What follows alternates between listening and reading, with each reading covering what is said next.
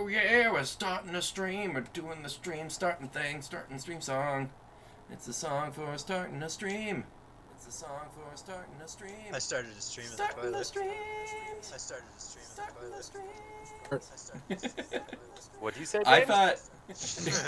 What'd you say, James? I thought. Nothing. Probably talking some shit. I just had the thought where everybody. I thought there was someone else doing the starting the stream like backing me as like a background singer for me. Turns out I just forgot to mute the stream in the other window, so I was just getting the slightly delayed of myself. All right. Welcome back. Some things have happened in the last couple episodes here. So, you all took that goblin crewed airship southward to the site of the future township. Found it very populated by giants of various types. Used some shenanigans followed the lead of the more piratey types that were on the boat who just wanted to raid the town for resources. Managed to distract some leadership and snatch up some magic items from the ruins.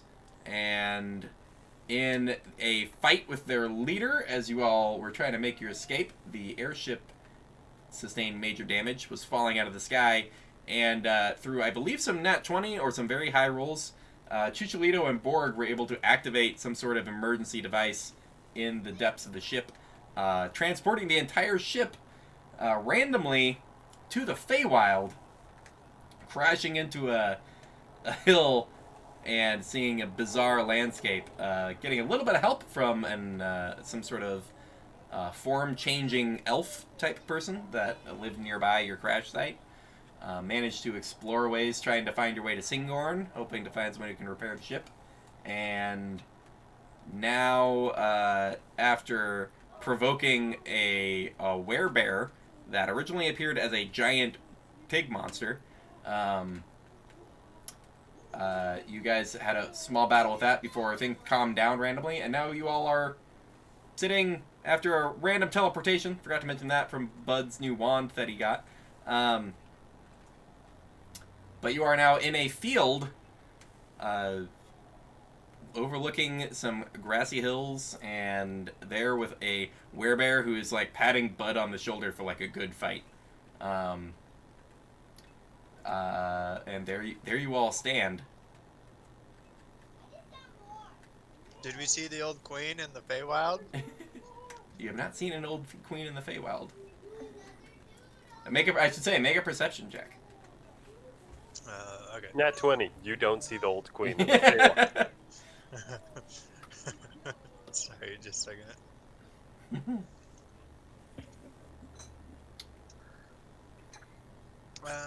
Nope. What'd you get? Let's see. Perception.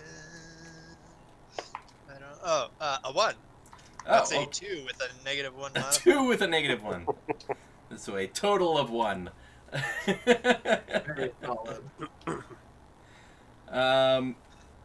You have your at one point in the last day, Bud managed to hit himself with a grenade jar of screaming purple grass, and your ears are just still kind of ringing from that.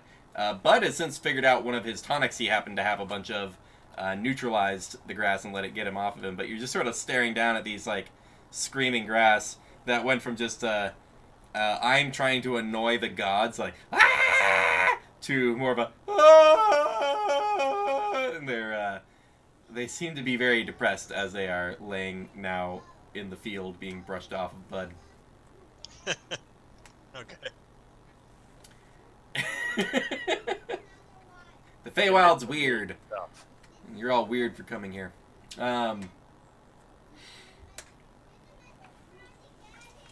So, let me get a survival check from everybody. Ooh. That's a 4 from me. 9 plus 3, 12. 12 is fine. It didn't take that much to notice. As you are looking over the hills, something seems familiar to you about the general structure of everything. The size of the hills, their orientation. It looks really familiar to you. As if you've like walked through or passed by this area before. I think we're going in circles, gents. Bud and this werebear have been talking to each other for a minute. The bear turns back to all of you and, "Your friend here says you're looking for Syngorn. Is that correct?" That's correct. We're looking for the city. Got some stuff to fix. Well, a simple way. He kind of gestures in a. Well, orientation's kind of hard because the whole environment's a little bit alien, but his gestures generally like southeast, and it's like, "You're gonna need to go that way about 4 or 5 months if you're walking. About 2 months from now, you'll need to get a boat for the massive ocean. You'll probably die going across it. There are other ways. The Feywild has many special ways to get around." What about a way that will take about 2 days? That's possible. We are close enough to the Unseelie Fae, their realm. If we skirt the edge of it, you should be able to find Frilla the Untouched. She can grant you passage in that amount of time. Perfect. She sounds chaste. No, she's creepy as fuck. Keep your wits about you and be careful what you agree to. But I can show you the way. Right, hold on. You just went from attacking us to being buddy-buddy with Bud over there. What's your name? Oh, it's been a while since anyone's actually referred to me with a name. Brorir.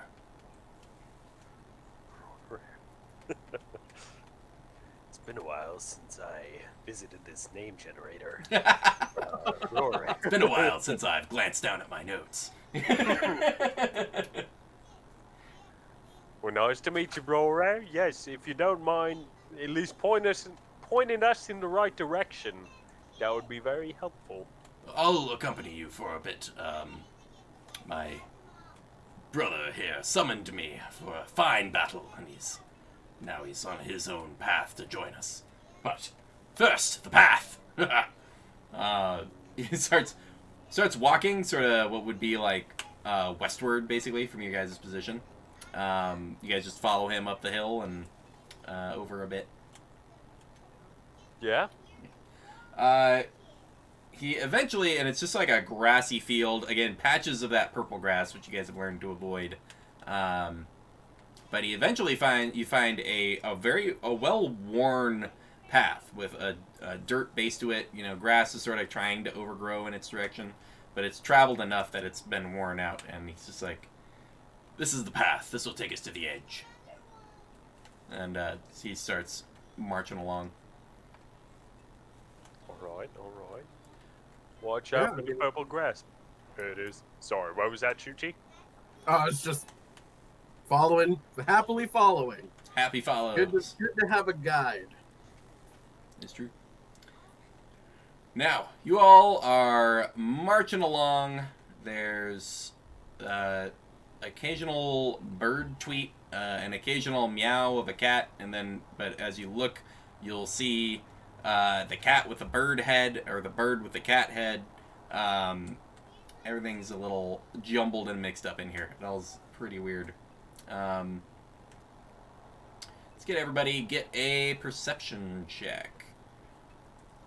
17.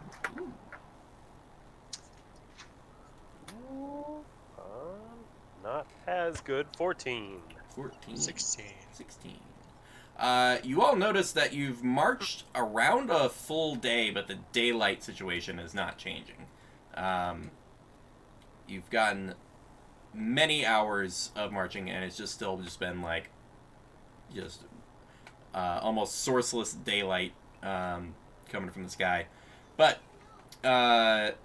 as you kind of crest a couple of hills, you see in the distance the darkness, just like shadow over the lands, right at their horizon. And that's kind of the moment where he kind of pauses and looks back to all of you and be like, well, we're close. We could rest here and then venture in after everyone's had a chance to take it easy for a bit, or we could head in immediately. How are you guys doing after the fight? I couldn't find if I had lost any HP, so I'm not sure. But just to be safe, let's go ahead and rest here. If you think that'll be safe. He kind of looks around. He's like, well, there's enough of us to keep an eye out as the others rest, so should be fine. All right. Let's do it. Yeah, it's good resting here. And he sits for a bit and he goes, if you don't mind, while I'll take first watch and I'll, don't be disturbed. And you notice, he has sort of like a belt with some side satchel pieces, and looped on one of them is a carved chunk of wood, into like an odd, like, pig figure. And he rubs that, and then you see his form get overlapped by the visage of the giant, like, pig monster that you guys saw him charge out of the forest in. Right. And what's that thing on your belt that you just rubbed? That activates this visage in order to Scare people. Yeah, it scares things away. Also helps because, if things try to hit me, it's more difficult the first time they try. Oh, I see. Dissipates easily, but it's useful. Yeah. Can't argue with that. Were we gonna do a short rest here or a long rest? Bud kind of looks like, I only really need a short rest. Okay, yeah, that works for me. Yeah, All short right. rest will work for me. I'll just spend a couple hit dice. Like I said, I don't think you really even I don't took a know hit, if I actually, took any but damage. yeah. I don't know if I did. Doesn't seem like me. Right. It's good to go. Yeah, you guys just take a short rest, quick little cat nap there, and within an hour, you guys are pretty much ready to get moving. You approach, following this path, you approach these shadowy lands. As you do, there's there's no, like, wall or anything, but you do see an archway where the path leads to, and kind of just arms crossed, like, leaning up against it. One has, like, a bone club, the other has, like, a short sword. But they're these weird, gangly-looking dudes with these, like, long goatees and pointed ears that have, like, tufts of fur coming out of them. Just, like, brownish-gray colored, just, like, loincloth for clothing. And they just they have, like, a head tilt as, the group approaches. Do I recognize these guys? Make Arcana check. Ooh, I'm usually real good with those, but with a 7, that is only a 11. You recognize them as, like, Fae-related creatures, although sort of a dark, twisted version of some Fae creatures. It's not unheard of for, like, passages into different places to have guardians of some kind. So that's kind of your best guess, but you don't have any specific information about these guys. Got it.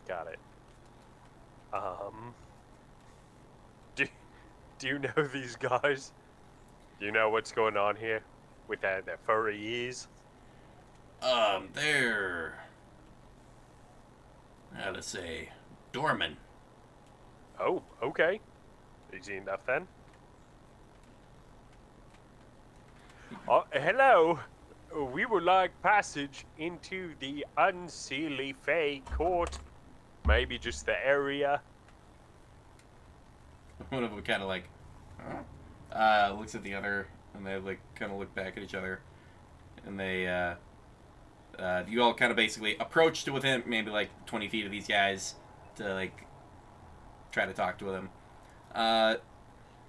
They look back. One of them, like, they kind of, like, look at each other, like, for a second, and then one of them, like, kind of rolls his eyes and starts approaching you, and the other just like leans down, pulls out like a small knife, and just starts working on his club, like he's trying to work out a detail or something on it. Gotcha. He's like, "So you're looking to enter the Unseelie realm?" Yes, that's correct. Kind of sizes everyone up. "Tell me." Do you see the big pig man? I mean, I saw you sizing this up. Yeah, We're very ready. illusions don't hold much sway here. Oh, shit.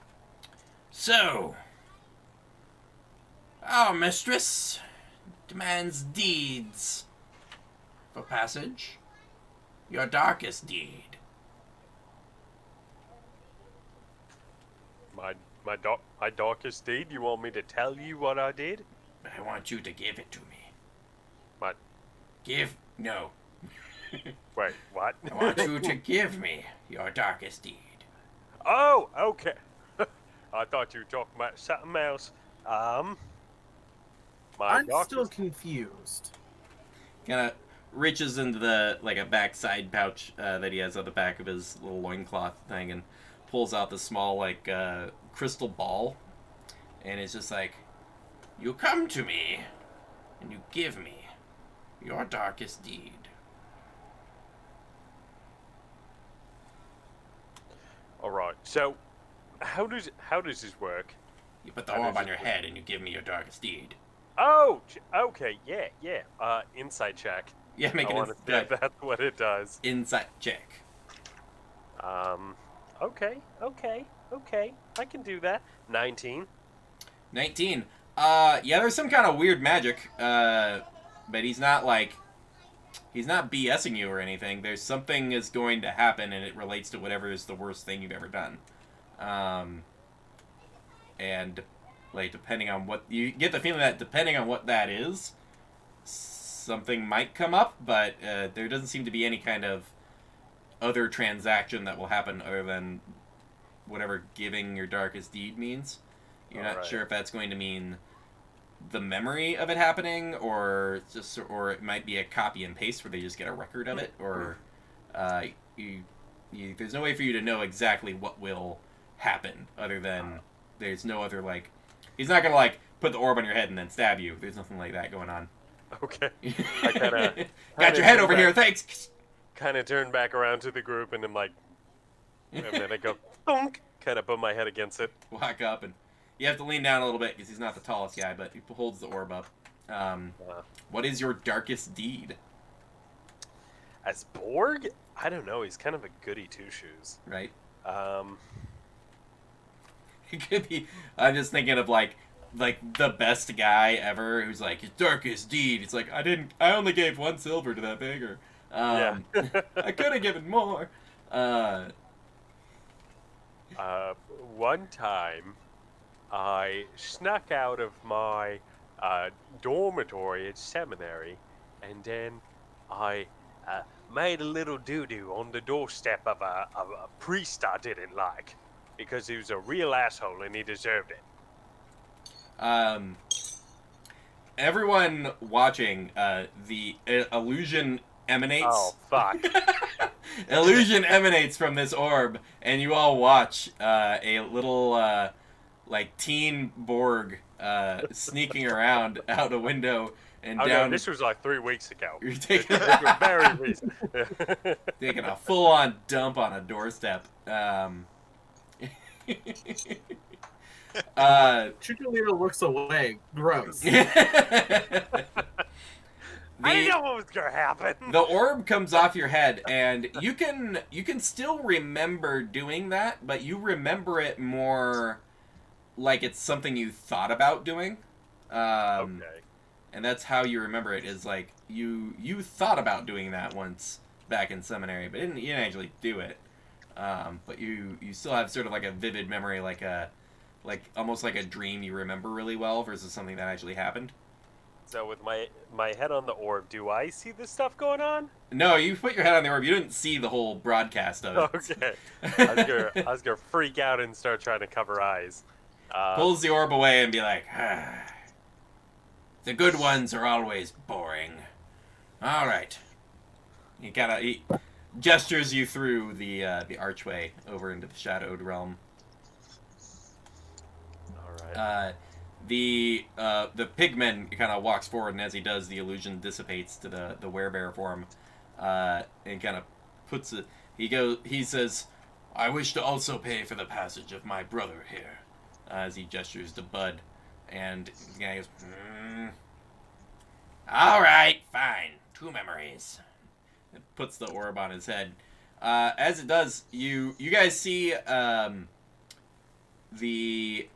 what looks like, there's no way for you to tell how long ago it was, but you see him just like walking through the woods, and he sees like a pixie there, just like peeing into onto a flower, and you see him just like snatch it out of the air and just like rend the thing in half and throw the halves down. And that's broadcast for everybody's view. And then immediately after that, you see him just like sitting there and like roasting what looks like the 2 halves of that pixie over some fire, and then hearing just like a "ow" in the distance, and getting attention, turning on the pigment illusion and charging through the jungle, getting to a puppeted Bambi type thing that's speaking in weird cryptic tones with all these pixies flying around, and you just see him go into town just massacring everything, and then catching a scent and like charging off into past the forest, which Borg and Chucholito would probably connect that that just happened yesterday. Yeah. So a lot of pixie murder in this guy, apparently. It kind of pulls his head away, nods, and him and Bud go ahead and start walking through the archway. You gotta earn that cash to get through the door somehow. Takes the orb and goes to like motions at Erders and Chucholito. It's like, come on, we don't have all day. We need to watch these later and make fun of you.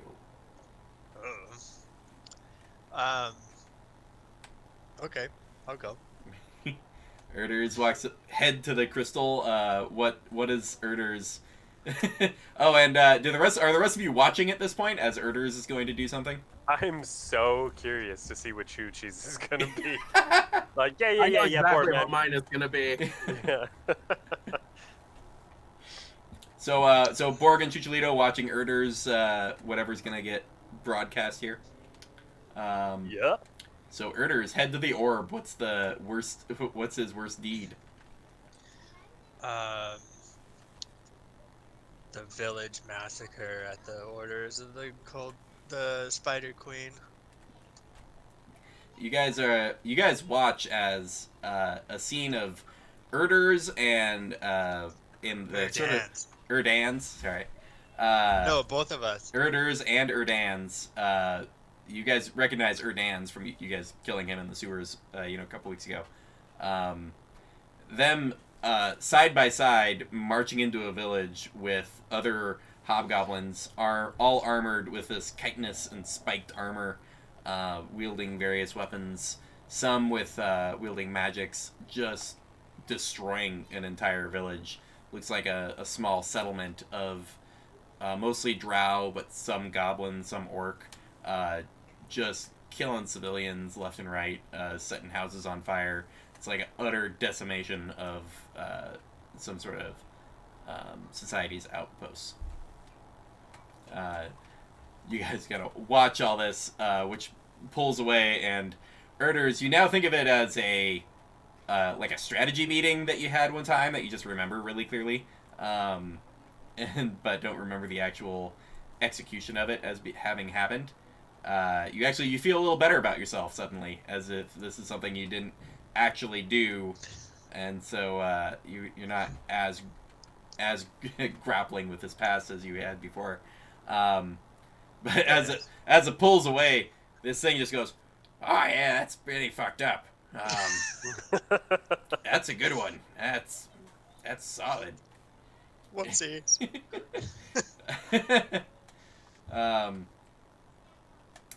Motions you through. and also it goes to like do like a fist bump as you walk by. All right. Fist bump. You're a little confused about why he's going for the fist bump, but yeah, there seems to be some sort of weird respect that's been gained.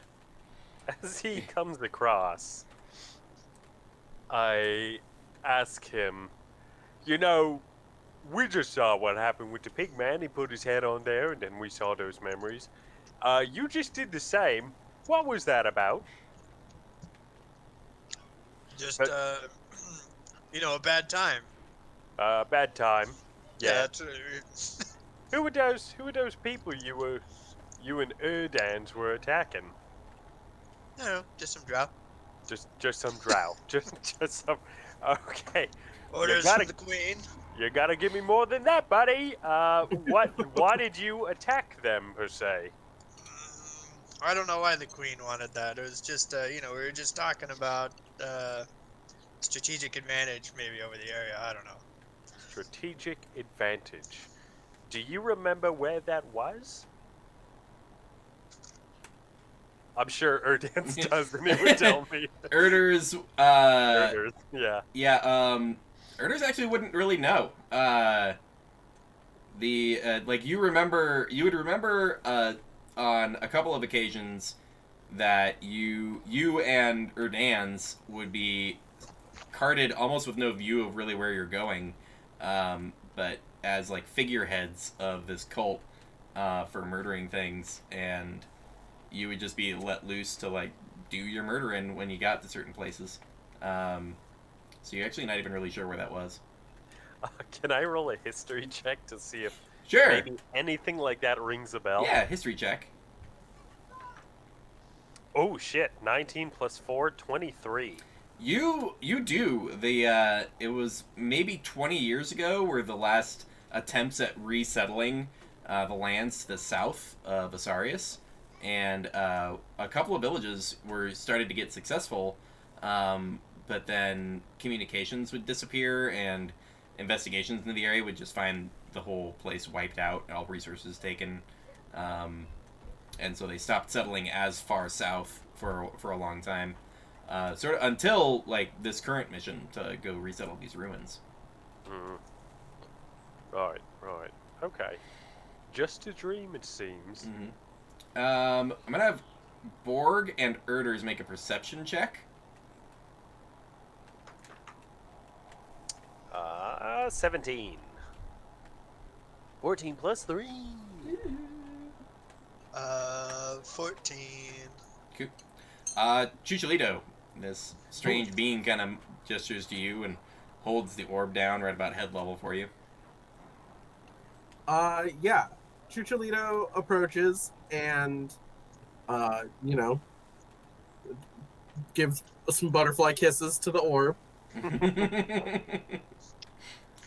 Are you ready for this orb? You ready for this orb? The ex-assassin. Well, the still current assassin.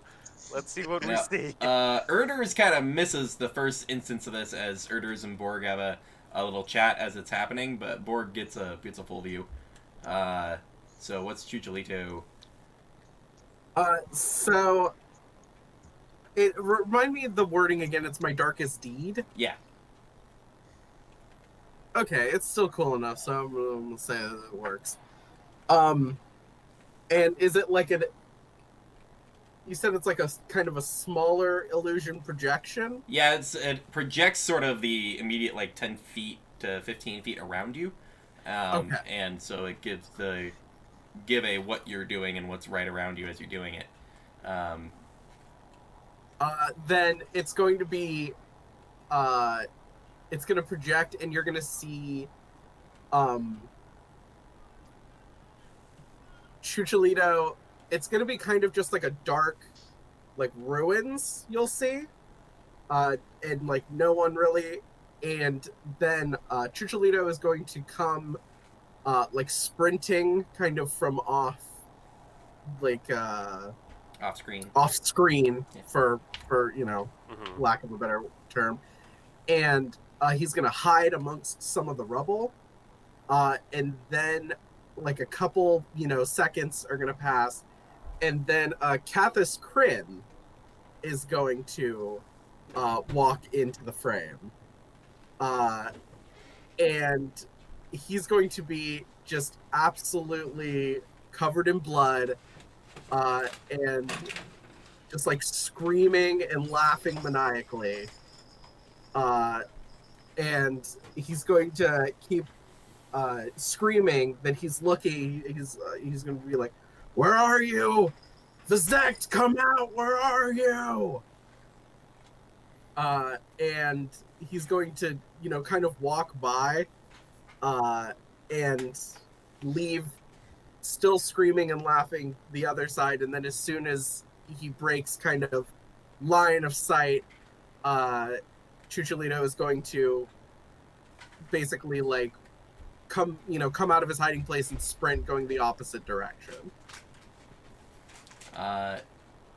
So Borg, you get a full view of that, and as the orb pulls away, he goes, "In action." We don't always get in action. That's wonderful. Go along.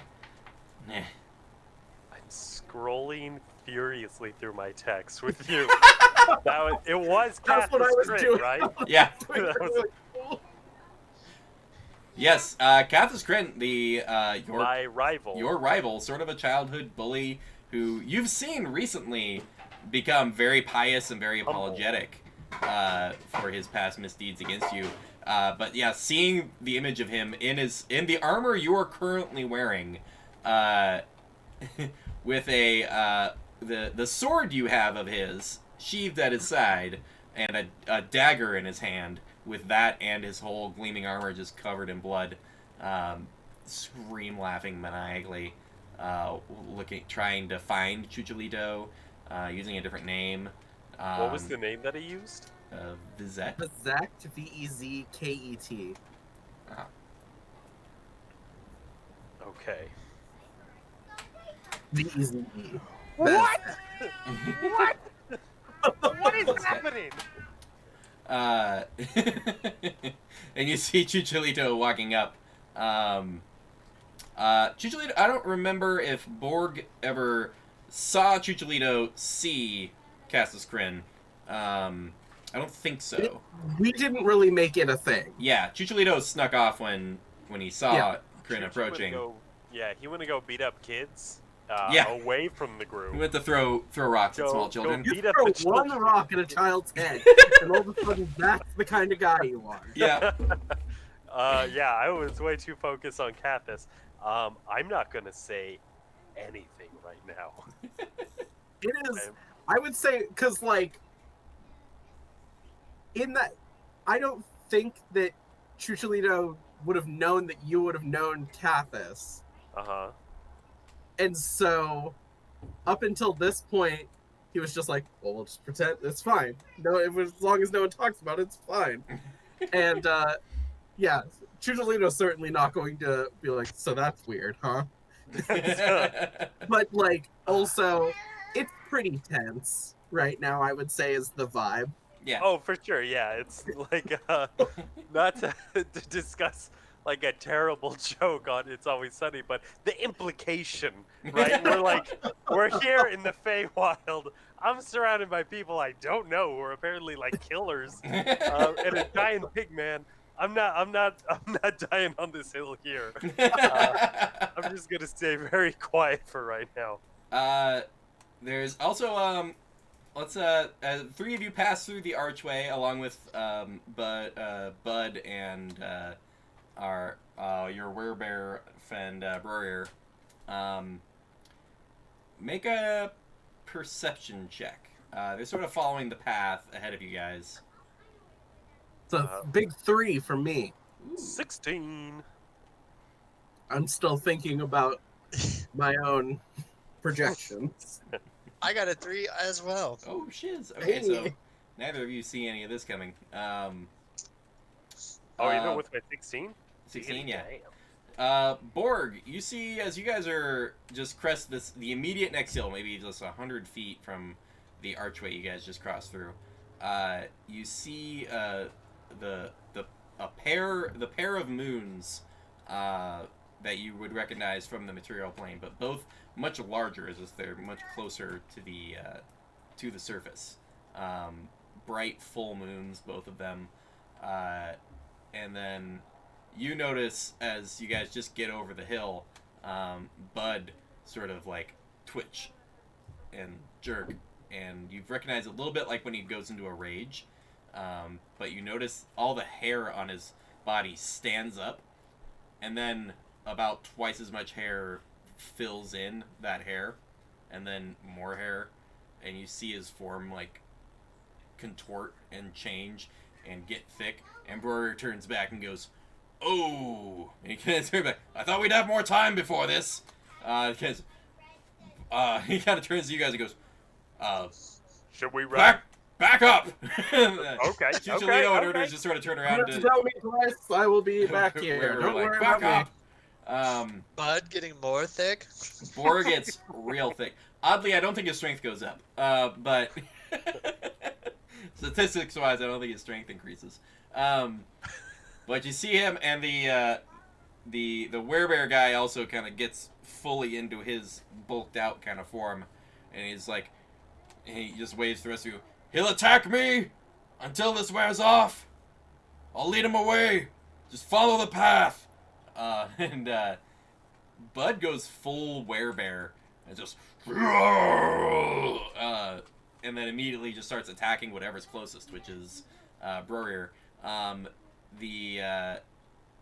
axe, his like weapons are like on his back, and a lot of his gear melds into this new form, and he's just attacking with like claws and bites, and Brewer is sort of taking the hits and then rope-a-doping him a little bit, but starts to run away, and Bud chases him, and they're running into the dark forest, with Bud apparently transformed into a werebear, who has gone a little feral and is just attacking whatever's closest. So you guys are left there, standing in the dark shadows of the unseelie realm of the Feywild. Your guide and Big Bud, the bugbear fighter, running off into the forest. We should keep going on the path then. Yep. That's not gonna happen to us, right? I don't think so. It should have already happened if it happened, right? But Yeah. if he changed, we would change if we was infected. I don't know how this works though. Okay. I don't think either of you got bit by the werebear in that fight. No, I certainly didn't. Bud did, and Bud did fail his Constitution save, and then I didn't say what happened. Oh. Do his stats increase when he's not hulked out? Well, he's stronger non-hulked out than hulked out, so it's gonna be a whole thing. But How does that work? So he just turned into a werebear. yes, and I have talked to him about what that means for his character, and you guys might see what that means for his character next game session.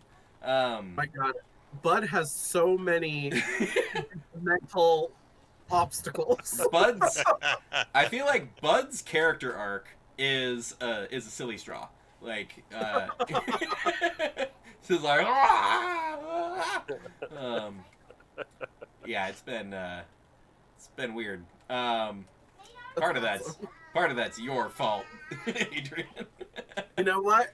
I'll take full credit. He's like, "I'm gonna make an intelligence 6 fighter. Here's a headband him in." And it's like, "I am now an intelligence 19 fighter." All right, so the three of you can continue on this path, crossing over into these darker lands. I have the wrong terrain set up for what would happen next. That's okay. Should we take a Nothing fiber? happens. Everything goes No. great. Oh, no, that's right. I got it mixed up in my head. As you guys travel along, everybody, another perception check after you guys march for about an hour into down the path into this dark realm. Ooh, 11. 12. 7. Nice. So the first thing you guys hear is, like the growl of a large cat. Just this, but it's maybe 50 feet away, just over the hill. It kind of makes you pause for half a second as you got pretty close before you heard it. And between roars of this cat, you can hear these weird ritualistic chants of just kind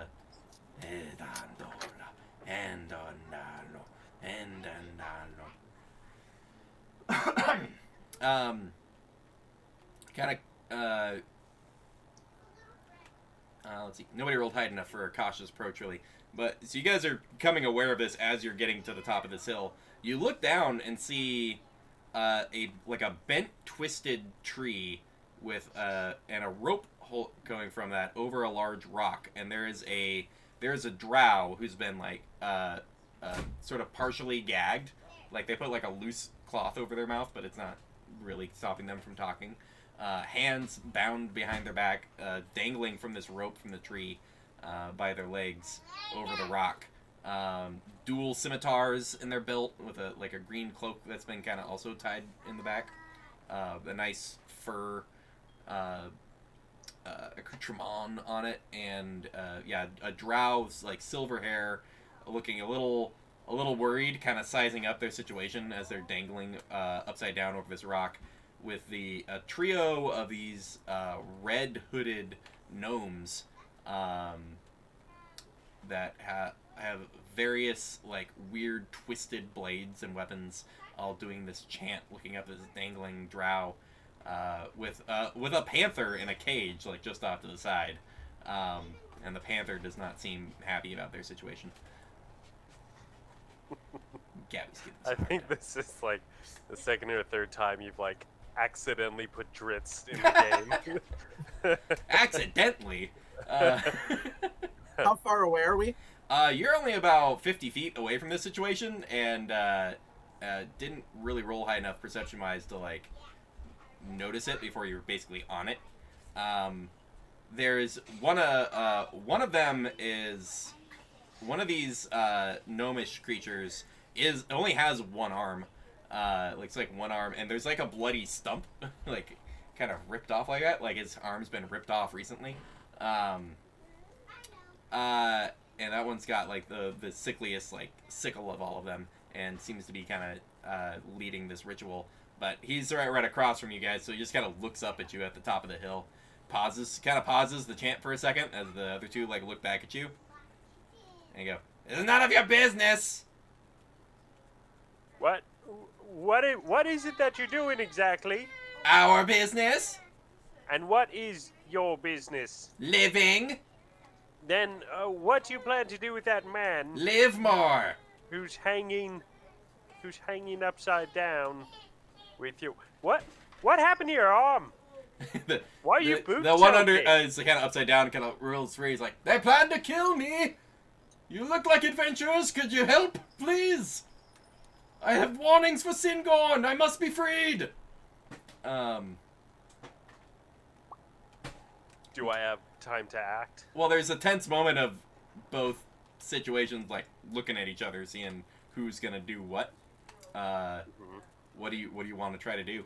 I'm gonna cast Spirit Guardians right in their biz. No, I can only do that itself. Never mind. Well, if you're planning to cast a spell, we're gonna roll initiative. Okay. I'd like to roll initiative. That's darn tootin'. I've got a big old 20 for my initiative. Ooh. Damn. Now that we're not perceiving, I get to add to my rolls. 3. I got a big 8. So it's a winter scene. The tree is winterized, Everything else is normal. Oh. There we go. All As, right. and as far as we can tell, the panther is just a panther. Just looks like a panther in a cage. Yeah.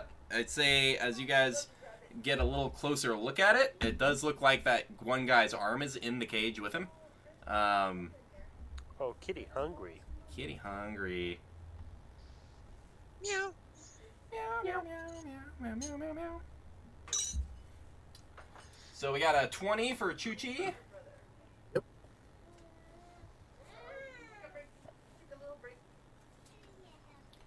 Got initiatives for Borg and Erders. 8 for Borg. 8. 3. 8.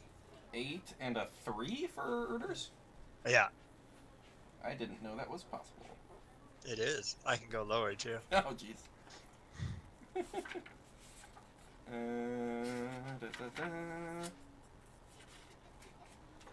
All right.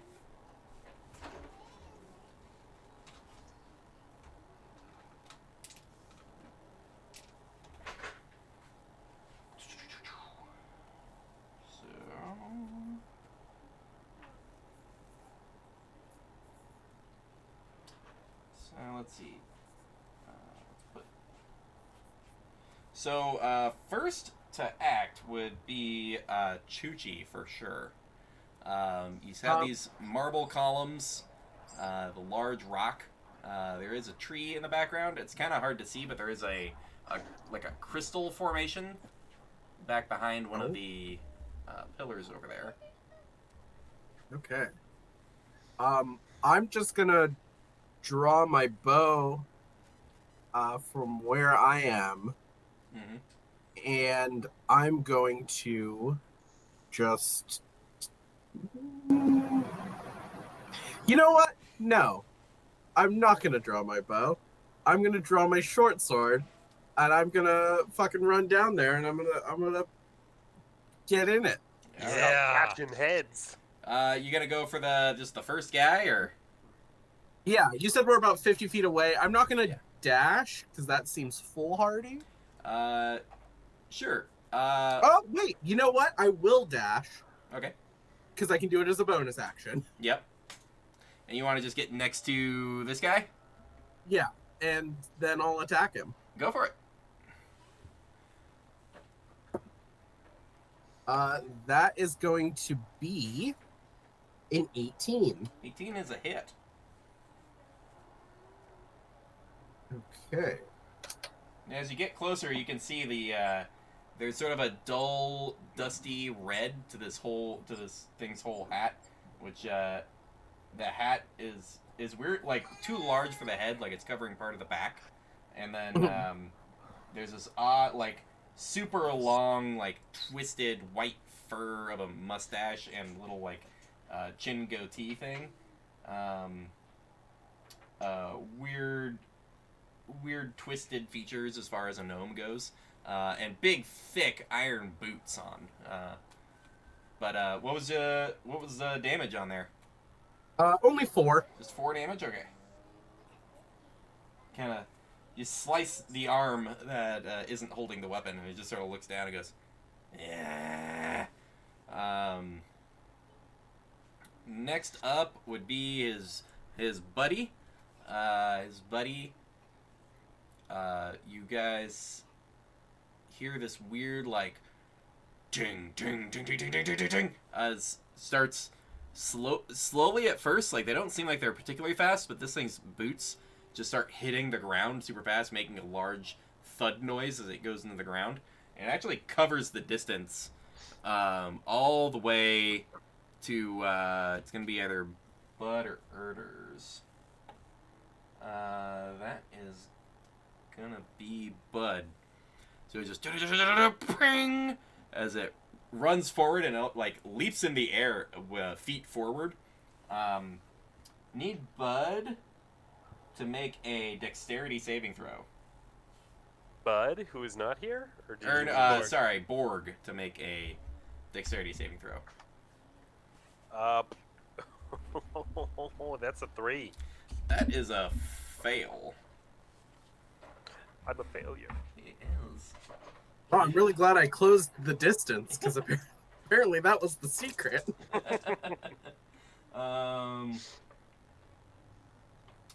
So you're gonna take 19 bludgeoning damage, and everybody sees the log clang as the feet just land right in the chest of Borg. It's 19 bludgeoning damage. Ouchie badoodles.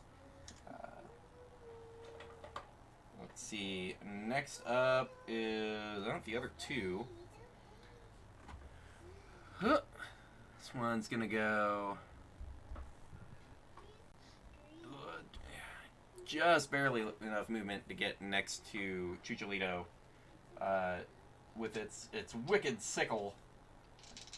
It takes a few quick slashes. It's gonna be a 20 to hit. Yep. A 20 to hit and a 22 to hit. Well, you got me 3 times.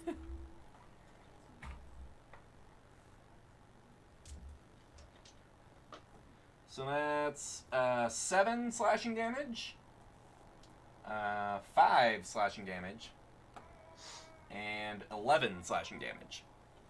Jesus. Yeah. Okay, I take that, and I go to 38. The Yeah, good God. the one in front of you that you cut looks down at the small amount of blood on its arm, kind of wipes it up onto its sickle first, and then takes its attacks at you. That is much worse than the other guy. So that's a 12. My God, Jesus. So it's 12 to hit, 13 to hit, and the 22 to hit, which does hit. The 22 hits. Yeah. And then that's another 11 slashing damage. I'll uncanny dodge that. Cool. Yep. Halved to 5. I'm at 33. Nice. You guys just see the blur of sickle strikes and this and this other little gnomish type dude getting up from his big foot first attack over at Borg. And then it would be Borg and Erders. I got 8 on initiative. What was yours, Erders? 3. So 3. Borg first, but I'm going to run around without leaving the threat range. Sure. And kind of like interpose Just kinda myself between. getting The around the two. back of them. Yeah, the 2 red caps. You guys are technically further back, but yeah, getting around. Ooh. Oh, I didn't realize we were that. Because you far guys back. were 50 feet back. But we'll just call it there. That's fine. And then I'm gonna cast spiritual weapon Coop. on the one that is near Chuchi, the one that is directly next to him, Gotcha. and I'm gonna attack. With your bonus action, summon this thing and take a swing. That's gonna be 14. That does hit. Ooh. Hey. Okay. You're not particularly well armored. And then that is going to be 5 plus 4. No, 5 plus 3. So 8 damage 8 damage. as I come smashing down into him. And then with the dude in front of me, the one that's right next to me, Yep. I am going to channel divinity, arcane abjuration. He's got to make a wisdom save, Ooh. and he's got to be 14. Otherwise, he's turned for a minute. That is a 15. Oh, bastard! Yeah. Stupid gnome. Yeah, that's my turn. Erders. You got this gnomish dude right next to you. Attack. I summon my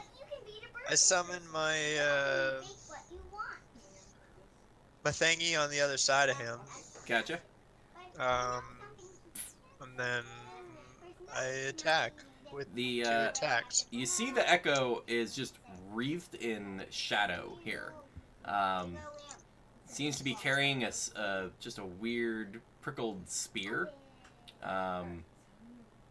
And you notice that this echo of you actually has a hat just like these other guys. This like massive hat covering his head and back. Okay. But yeah, go for your attacks. All right. You don't have you don't get flanking from your echo, so you don't have advantage. But you can make some swings. 16 to hit. That does hit. Okay, and then oh my gosh, D8.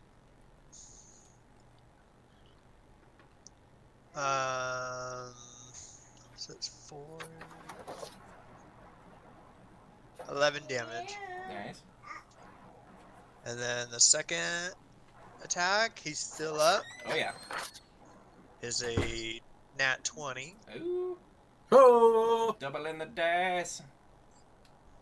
Um, 17 damage. 17. Dang. What kind of weapon do you use on that? That's my +1 longsword. Nice. Sorry, how much damage did you say? 17. 17. Okay. The first strike just sort of nicks the guy, but the next one like just gets behind the hat, and you thought you when it went in, you thought you missed because you're like, oh, this is just gonna like scrape across his back maybe a little bit, but then you just hear it just like, ah!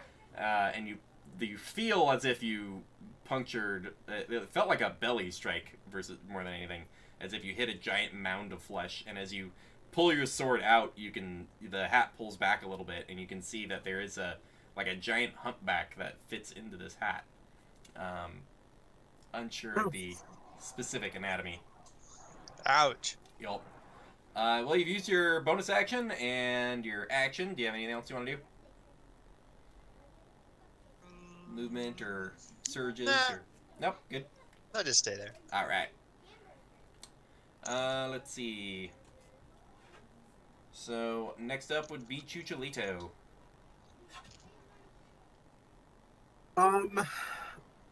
I will. I don't really want to take all that damage again. That sucked. So I'm still 50 feet away. Roughly, we'll kind of just call it how it is here. Sure. Yeah. I'll certainly take a step to the side. I don't want to leave anyone's threat range, but Right. I want to get, Gotcha. yeah, like that. And then I'll attack the one I attacked before. Gotcha. 19. That is a hit. And he takes, max damage, 10. Ooh. Another good chunk. Yeah, you take the swing of that short sword and manage to catch the offhand, and actually cut the thing's pinky off, which then falls to the ground, and it's just like, ah! I didn't even get anything from that. Anything else from you? Bonus actions, movement. I guess as a bonus action, I can disengage. Sure. Does the spiritual weapon get attacks of opportunity? Is that a thing? That is not a thing. Okay, can you move the spiritual weapon? I can. Yeah, you've seen Borg move around before. Then I will disengage and move the other 25 feet to close the gap. Gotcha. These guys are also wearing the metal boots? Yes, they all have these metal boots on. Yeah, I'll still do it. Fuck it. I have Okay. a high dexterity. Gotcha. Come at me. Okay. That'll be my turn. Gotcha. Do you wanna? You could end up on the other side of the echo if you wanted. Sure. Cool. There. All right. After Chuchi, the let's see. Next up would be this guy. Or wait, after Chucholito. Well, after Chucholito, it's all of them before you guys go again. So Great. the little guy over here takes a quick look around and just takes starts out with taking a swing at the Echo, which is a miss, and he takes a swing at Borg, which is 10. That's gonna miss. And then a swing at Erders. And wow, that guy did bad. A 9 total. All right, so it's just I picked a fight with the wrong dudes. this guy sort of surrounded by enemies and echoes just takes his 3 swipes and is just like taking a swing at all 3 of you, just either hitting armor or air. The kind of calls to the others like, anytime, and the other 2 go, yeah. Turn, and there's the thud, thud, thud, thud, thud, thud, thud, thud, as this guy does the charging boots forwards swing at Borg. So Borg, we need another dexterity saving throw. Oh man, this again. 9. 9 is a failure. That is going to be 17 bludgeoning damage. And he goes bang into the back of Borg. The other turns and is like, again, launching forward with the boots, this time going at Erders. So Erders, you need a dexterity saving throw.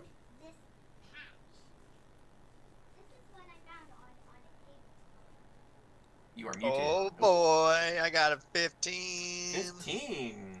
Boo. Let's see. Also, Borg, as it hits you, you are knocked prone. Bah. Loser. And Erders with a 15. Mhm. That is a success. So it actually, you manage to just duck the thing, and it just goes past you and like lands on the other side of you. Is that an attack of opportunity? No. It's still in your threat range. It just Oh, landed yeah, okay. immediately on the other side of you. Let's see here. Next up would be Borg. I'm going to stand up, pull the, if I can, pull the spiritual weapon closer and hit the guy that is closest to the tree. Yep, we can say From me. can get to that guy. That's definitely going to be a hit with an 18. Mm-hmm. Oh, rolled a 1 though, so he's going to take a big 4 damage. All right. And then I am going to cure wounds on myself Gotcha. at a 3rd level. So that is going to be 3d8. Yeah, man, they are just putting me through the ringer right now.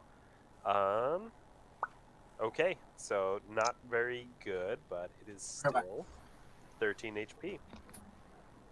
Okay, that's it. That's my turn. Okay. And I'm gonna stand up with my movement, if I hadn't said that yet. Used half your movement to stand up. And then Erders. Oh boy, more attacks. Yeah. The guy that I've hit before. Yep, the guy in the center of that, yeah. Yeah. 11 to hit. 11 misses. Okay, and then a 19 to hit. That does hit. And then let's see, that's 14 damage. 14 damage, not bad. All right. Any bonus action or movement from you?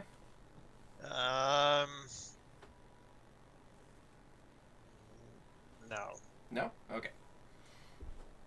And it comes around to Chicholito. Oh, Chicholito. Oh, Chi-Chi stepped away for a second. At the top of the order, you do hear the fellow who's managed to wiggle the gag free of his mouth. Be like, "Cut me free or release my panther. We both can help."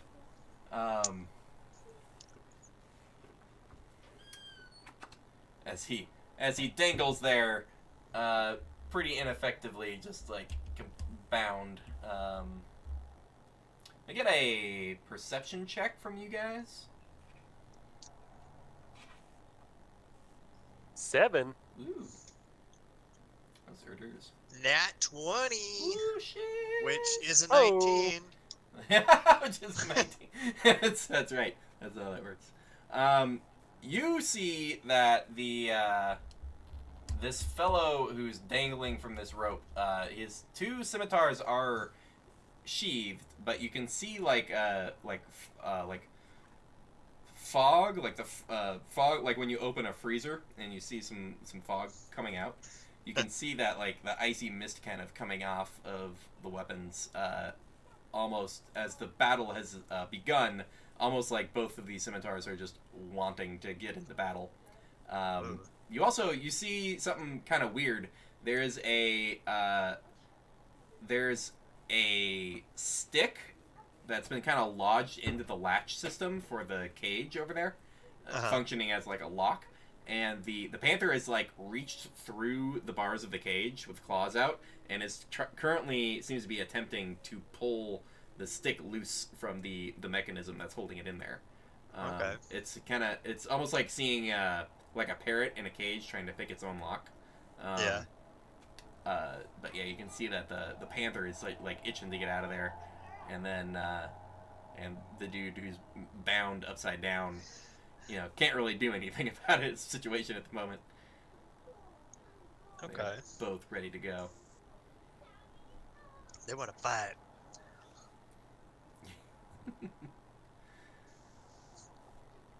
Well, I can't really do anything right now, right? Right. Yeah, we're waiting on Mr. Chuchi. Chuchi. Well, we will. I don't think he can kill anything. Well, he maybe can, but let's see. Unfortunately for Chucholito, we're gonna have to call it the dodge action. Ugh.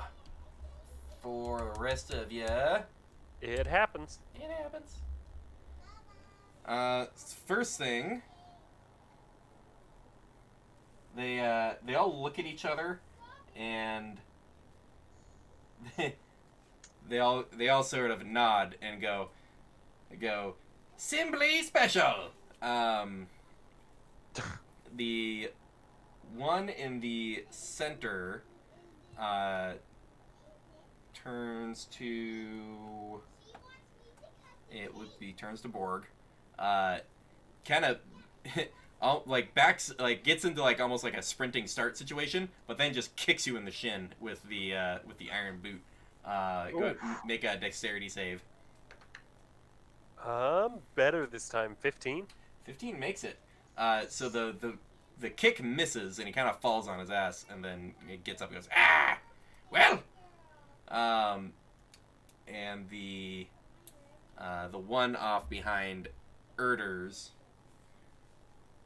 is like, "And it's that time again." Goes for the kick in the shin on Erders, so we need a dex save from Erders. What? Yeah.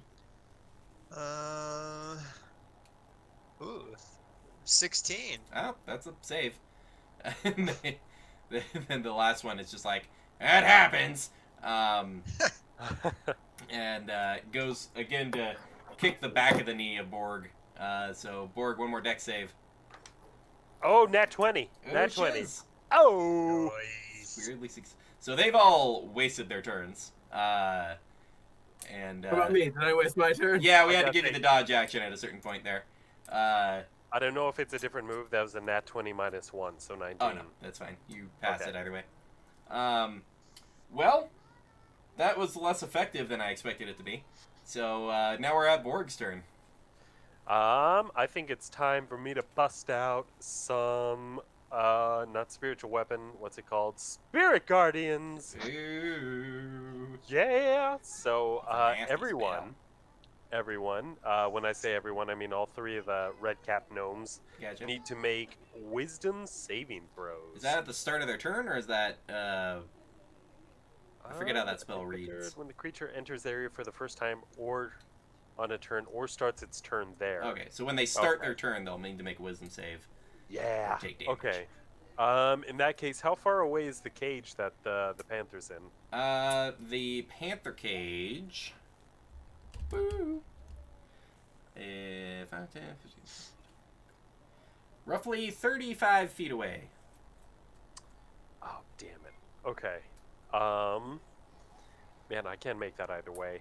Could I try and like spiritual or sacred flame the rope that the guy's hanging off of? I'd say sure. Make a spell attack. I mean, it's fire, but at the same time, it could be like think it's- sacred radiant damage. It is like radiant damage, but Flame-like radiance. That's 12. 12. Now I'm gonna say that you kind of flicker some fire at it, but you don't manage to actually catch the rope. But worth a try. Toad's fine. I understand.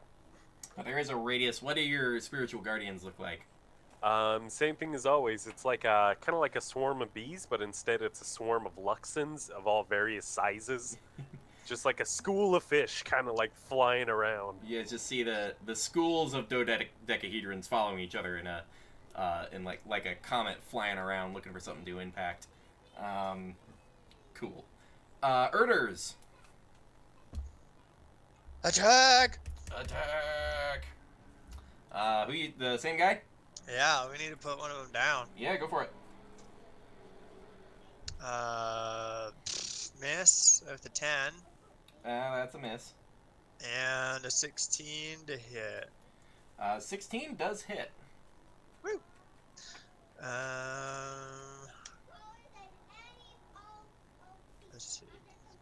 10 damage. 10. You kind of like you kind of miss with the first one, and the here's what I'm gonna say happens. So you aren't landing damage on the first one, but it catches the guy's hat, and as the sword lifts up, and you kind of have to shake the sword to get the hat off, the thing just looks up at the hat and goes no, and you just see a like. And there is now just a large mushroom on the ground where he was. Okay. No gear or anything. There's just like a little red mushroom on the ground, and the hat just like falls off to the side. And the other two are like, "You bastard!" A mushroom? Yeah, there's a little mushroom on the ground. Okay. Can I an action surge would give you another attack, right? They give you a whole other action, so you have multi attacks, so you can make all your attacks. Okay. Can well, the guy behind me, I want to grab his hat. Okay. Go ahead and make an athletics check to try to snatch the guy's hat.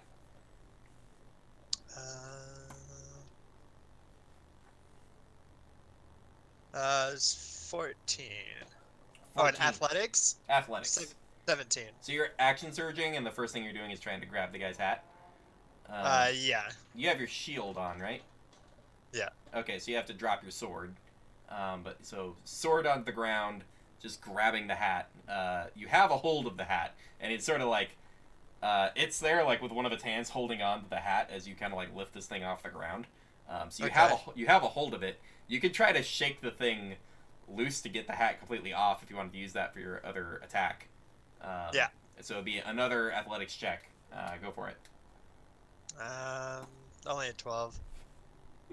God damn it. This thing is surprisingly strong. Like you think it might be about as, if not as strong as Bud. Like you feel like you shouldn't be winning these contests because of just how ripped this little thing is. You weirdly do though. You get some centrifugal force going with its boots, and so you guys see this like and the thing does fly loose of its hat, and we'll say it's sort of like a push, and it lands kind of over here, but it lands there, and it's got a bald, like gray sort of tufts of hair shooting out from the sides, and this giant humpback that's just covered in just like all sorts of nastiness and crusty skin. It just looks back at you like, I need that to live. Doesn't poof into a mushroom immediately, but you have its hat. Okay. Put it on. Put it on. Yeah, put it on.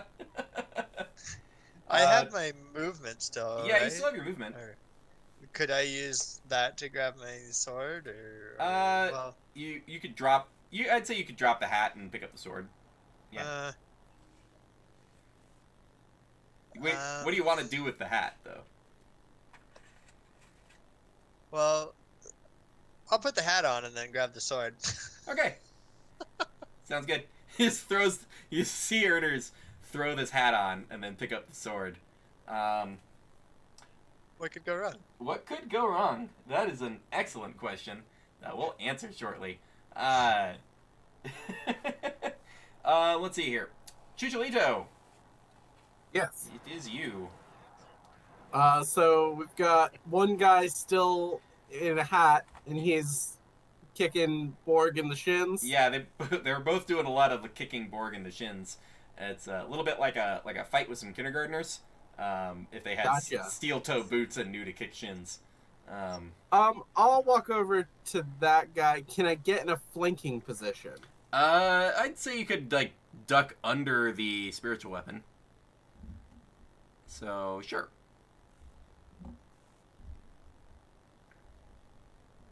Sorry, I missed that. You cut out.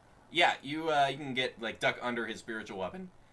Great. Then I will hit him in the back with my sword. Yeah, go for it. Yep, advantage on the attack. Short swording it up. That's going to be a 21 to hit. 21 does hit. And that's going to be 8 damage. 8 with sneak attack? No. You do get sneak attack. That'll be 8, and an additional 12. Oh, okay. So 20. Nice. All right, yeah, this guy's looking pretty messed up.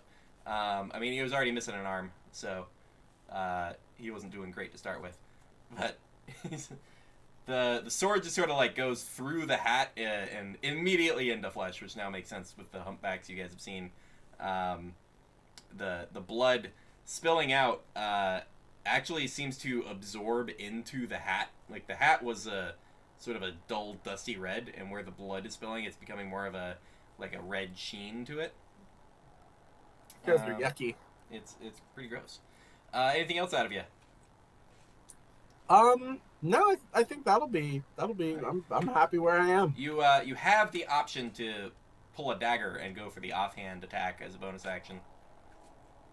Oh. You know what I'm gonna do? Let's see. Hold on. I need my player's handbook. I need to read sharpshooter. I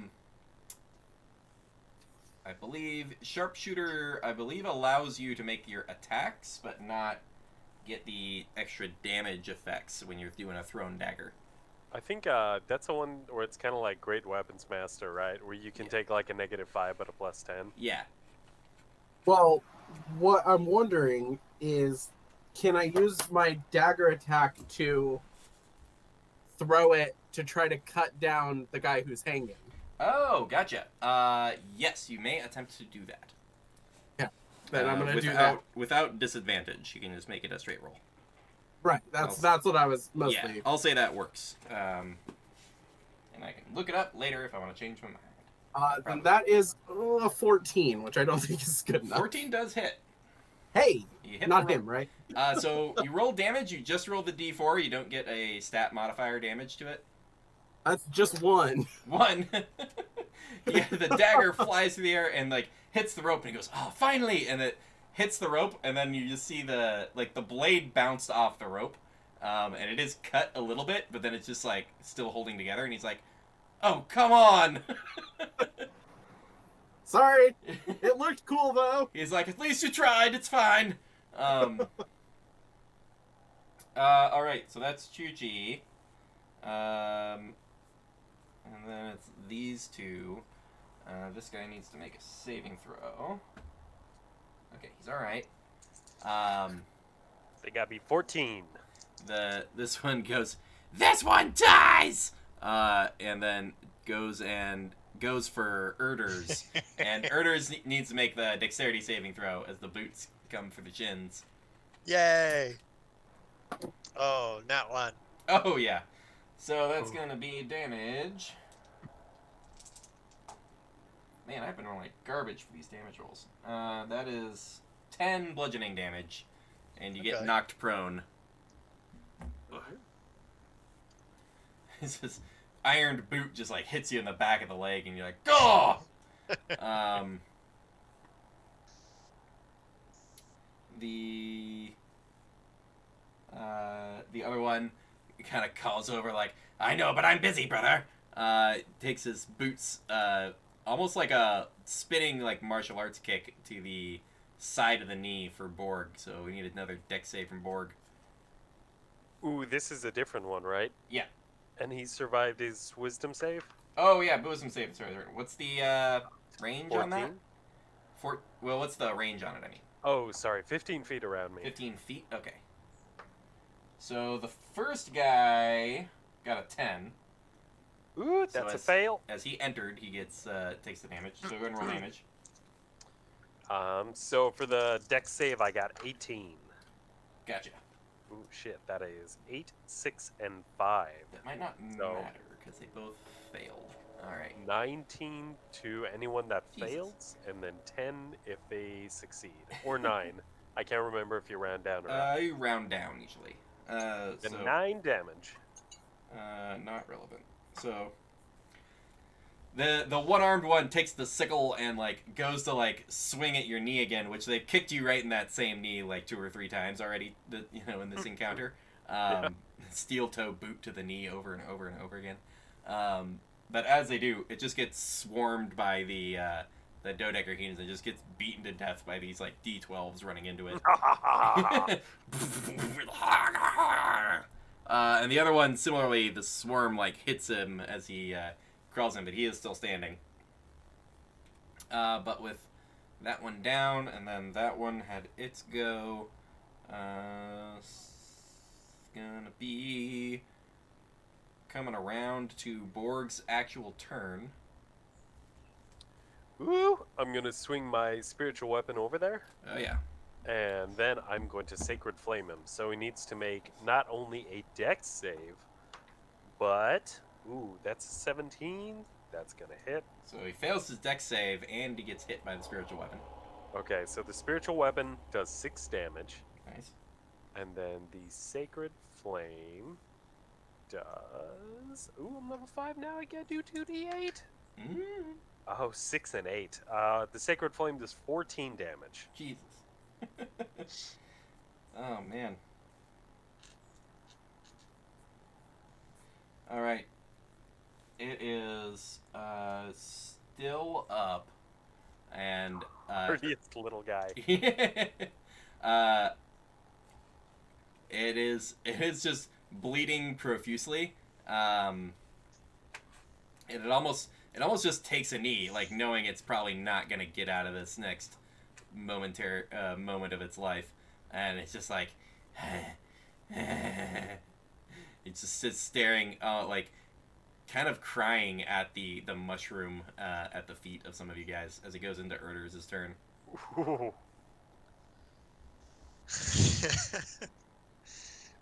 Okay. I know what you're gonna do. Do it. Well, should I? WWUD.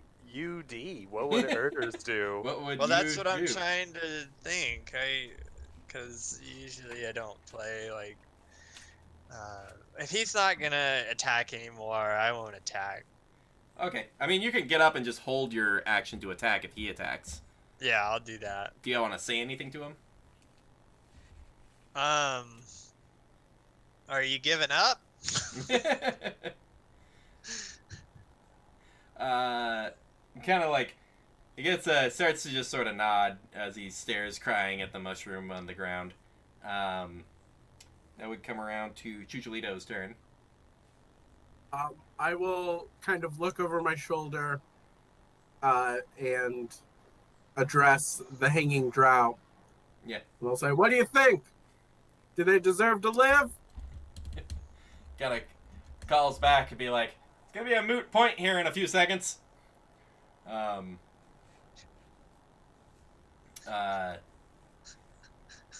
of a call and a response there. Oh, Yeah. This dude's getting eaten by a panther. I know it. Yeah. That's what's happening. Panther out of nowhere. No, as Erders, as you look down, it's just like crying at the mushroom, and it kind of as it looks up, it just goes like, I just wanted to live, and then there's a poof as the thing turns into a mushroom at your feet. Oh. What the So the fuck is hat- going on in this place?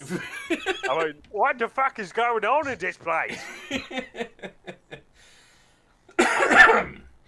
So, you all kind of look at the field just like, the fuck is going on? And the two of them turned into mushrooms. One that had one arm that was beaten to death is currently just laying on the ground, bleeding out. Hat on its head and back. Erders, I need you to make a wisdom saving throw. Yeah, I was gonna say I want to take my hat off.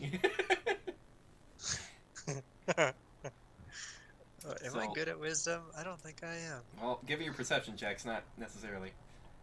8. 8. You kind of go to take the hat off, but you realize it kind of like it works with your motif. It's a solid keepsake from this area, this weird ass plane of existence, and you're like, no, this is a good hat. I'm gonna keep it. So you have a strong desire to just keep that hat on. Okay. Guys, this hat looks pretty good on me. I don't know if it does. The echo kind of pulls up next to you and both of you, and everyone can kind of see the similarity of the echo that has had the hat the whole time, and Erder's now wearing the hat. How they're very parallel except for weaponage. It's the same timeline. What's happening? Well, I'm not here to judge your fashion choices, but if that starts, whispering to ya or telling you should kill us, let us know. Nothing like that. I just don't think I'll ever take it off. You do have you are looking at the one that's bleeding out on the ground and realize like, oh, that blood is what I need to keep this color on this hat. So I better go grab that body before the blood's gone. Hell, I'll just roll around I'm in just it. gonna get this hat lubed up, and you guys all watch as Erder's just calmly and matter-of-factly walks over, picks up the body of this dead gnomish creature, and then just like uses the blood and like drips it all over his hat and head, and some gets on his shoulders and stuff, and then like puts the body down and just like rubs it in to get all the little crevices of the hat. And the hat is now a nice shiny bright red. When he's not looking, I'm gonna snatch that off his head. All right. Let me know what I need to roll for that. I'm serious. I would say if you're trying to do it without him noticing, you're gonna need a sleight of hand check. Dexterity, my specialty. Oh yes. That's a 4. Pretty sure Erda's passive perception's above 4. Yeah. Kind of Erders, you see Borg reaching for that hat, and you kind of just back off and be like, "Hey." Hey, look. I mean, you've done some weird stuff before this, but this is the first time you've wrung a corpse on a hat, and then you won't take it off. I'm just starting to get a little worried, is all. Erders. Maybe you should take it off, yeah? And There's no reason to take this hat off. Borg, you do remember a parallel of something a little similar happening in the vision that you saw broadcasted of someone being killed and then the body being bloody and like being shaken over top to like coat himself. So this may very well just be a regression to his former nature. Wait, what? You In remember the vision with Erders? Yeah, remember the illusion you guys saw from the orbs as you put out your darkest deeds? Yeah, you wrung remember a him corpse gutting over his head? Yeah, you remember him gutting someone and like shaking the body over his head to get a good coat. Oh, I sure didn't remember that. All right, okay. This is perfectly natural.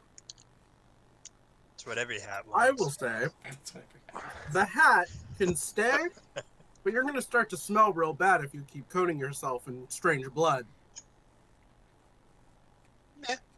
It's Just the my 2 adventuring cents. funk. The guy dangling in the rope from the tree is like, any little help? I hate to be the little help guy, but you know.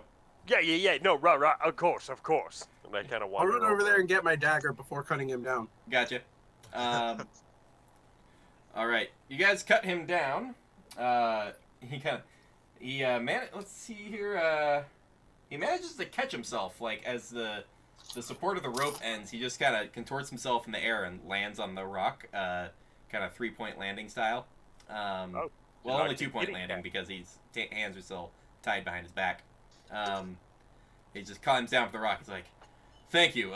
Could you get the binds as well?" Oh yeah, of course. Cut the binds. Thank you. I'm just gonna go let my panther out, but please, just a moment. And he goes and does. Whoop. So yeah, there's Panther. Meow.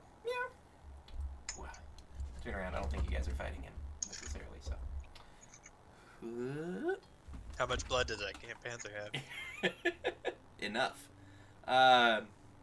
You don't feel a particular need for blood at the moment.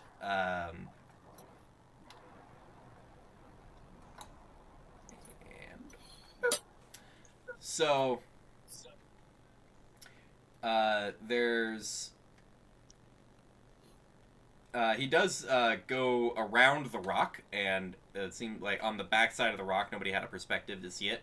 But he pulls up a small, fairly cylindrical chest, and kind of gets that under his arm and walks back over to all of you and kind of just like sets it down, kind of sets it on end so he can sit on it. And it's just like, thank you. They were about to gut me up there to coat their hats. Little crazy little bastards. They do that, do they? As I kind of like slowly turn to Erders. Doesn't seem that weird to me. Apparently, to live, they turn into mushrooms if you get those hats off them, and I wonder if the blood has something to do with that ritual as well. I see. So what is your name, sir? And your panther as well? Well, my panther is my panther. It's call him Panther. But they call me Draz. Of course, Draz. And what is your last name, Draz? I was never allowed one. It's not. There's various societies of my kind around, and mine in particular is not too friendly to my particular birthrights. I see. But and we don't need to hurry immediately. But I do have messages I need to get to Syngorn. You're on this path, I assume, to ask a favor of transportation from the fae that lives beyond the woods here. Yes, we were on the way to go see her, and potentially get to Syngorn quickly. We heard that it was one of the fastest ways to get there. He kind of gets his leg up on the chest, and is just like rubbing his shin, and it's just like, this little bastards got me a couple of days ago, and they said they were going to wait to get all the time they could out of me, and left me strung up that tree for a while. They finally hoisted me up for their little ritual here, but... See, you're rubbing your knee. Did they kick you too? They kicked me. Oh, it sucks, doesn't it? I would move. I would hold the shield up. Didn't want to get me from the back. Want to get me from the front. They're shitty little creatures, I tell you. Yeah, I think there's a hat that you could put on too. And you look, and the the hats would be there actually. So the hats are like next to the mushrooms, except for the one you're wearing, and the one on the dead body over there. Kind of takes a good look at Erders and is like, I kind of looks back over to Borg and Chucholito and is just like, I think your friend needs some assistance. Takes a look at Borg and goes, do you happen to know remove curse as a spell? That is I kind of like open up my spell book and I kind of scroll through. I do. I can't get it ready until we, settle down for the night. I do some studying of the book, That might be my book. maybe a smart idea. In the middle of Borg talking about his spell process, Mm-hmm. I'm going to try to sleight of hand the hat off. Okay, gotcha.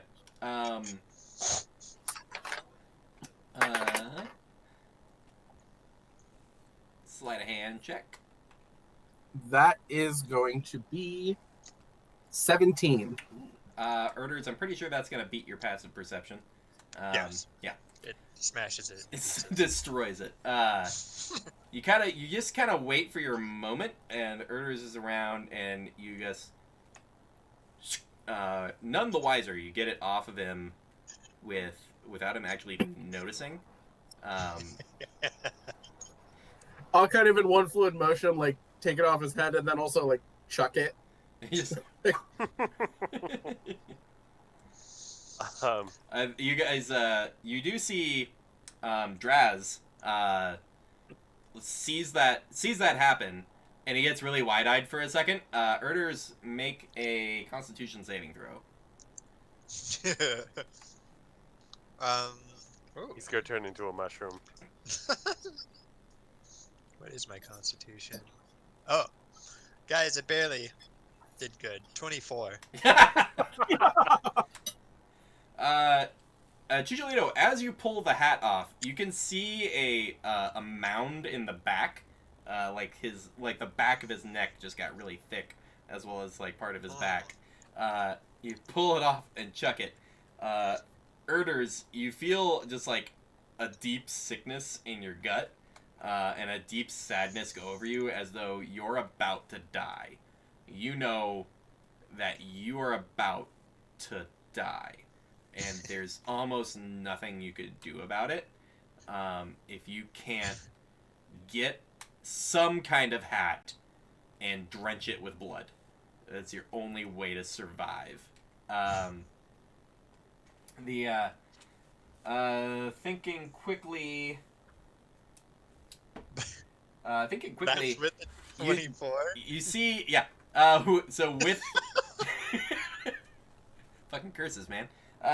So you watch Draz look and kind of think quickly, and just go, and like gets up, kicks open the chest, and you can see the chest is like stacked with fancy hats.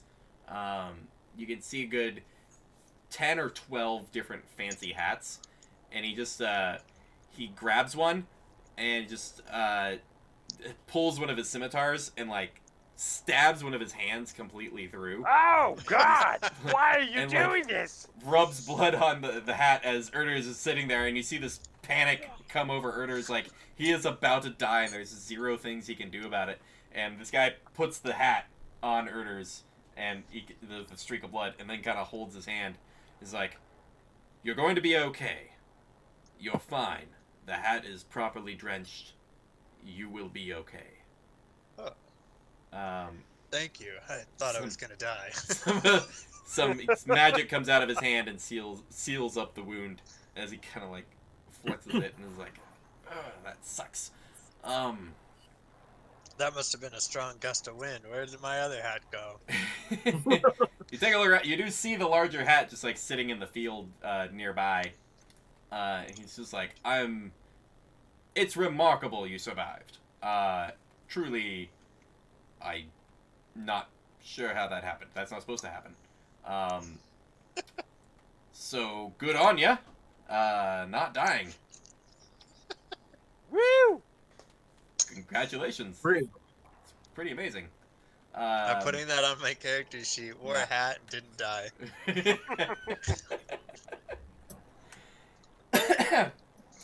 I had in my notes some rules on the hats, but I didn't think anybody's gonna put a hat on. The one gnome that didn't turn into a mushroom. Yes. I'm gonna walk over there and try to get those boots off. Oh yeah, for sure. They're like strapped in with these heavy buckles, and they just unstrap and come off, and it's just a thick iron-clad boot.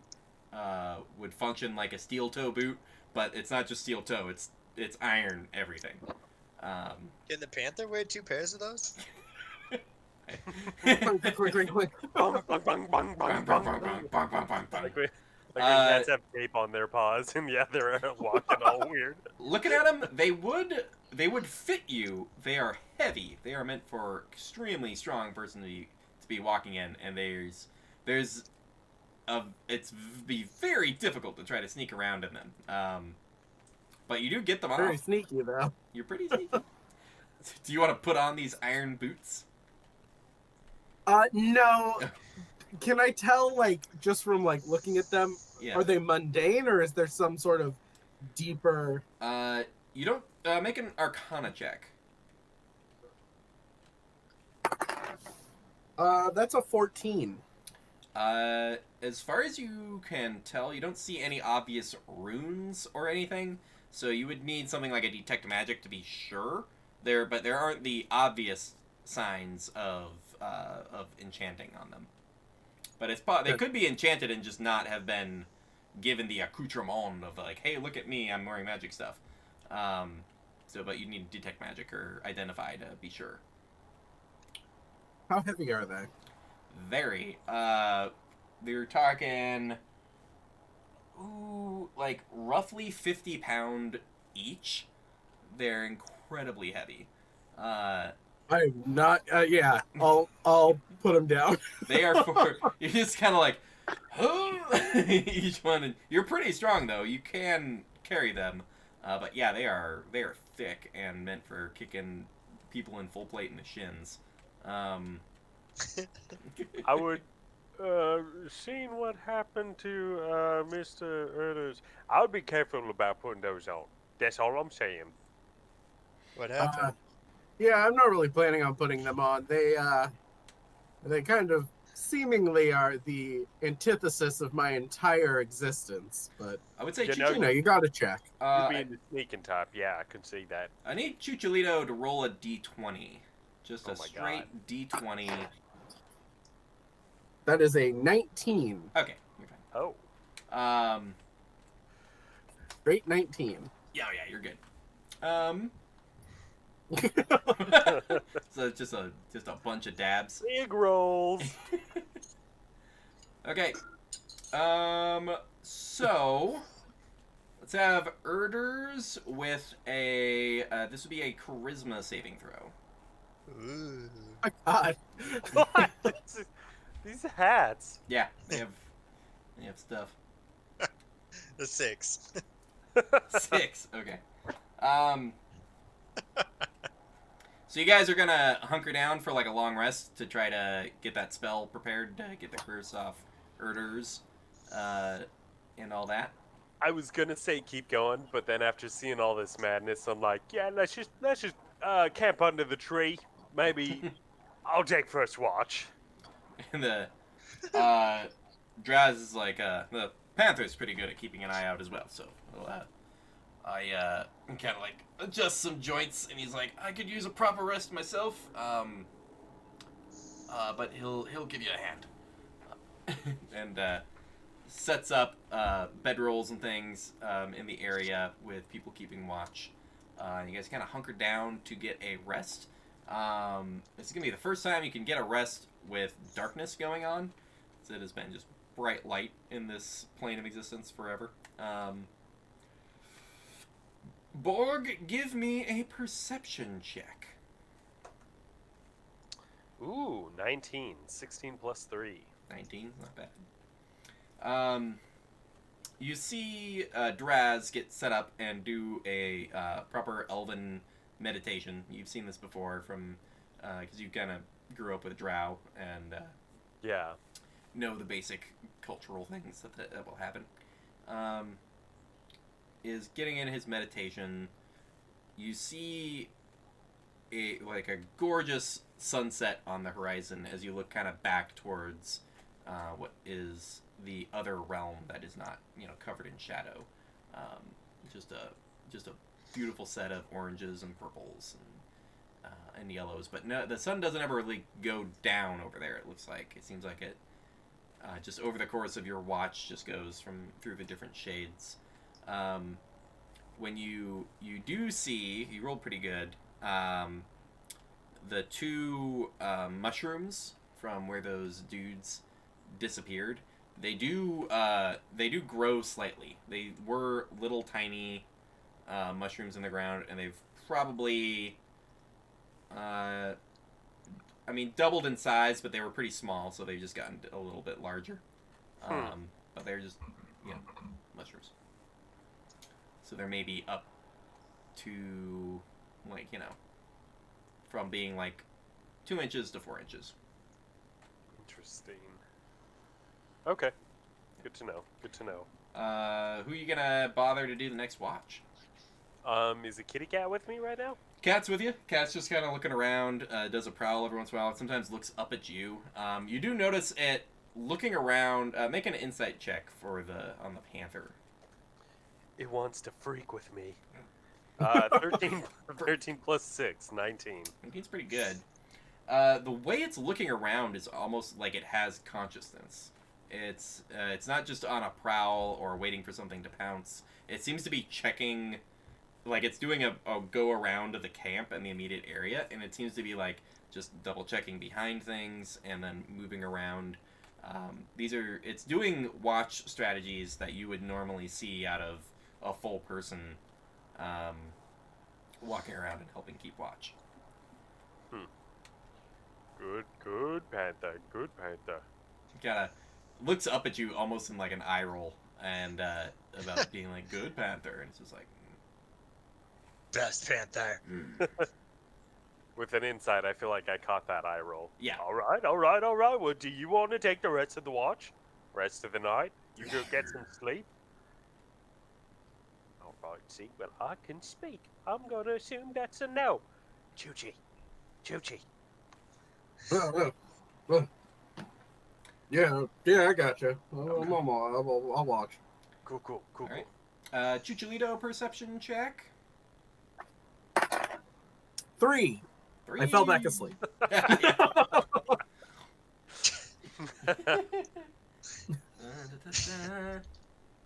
I was very injured.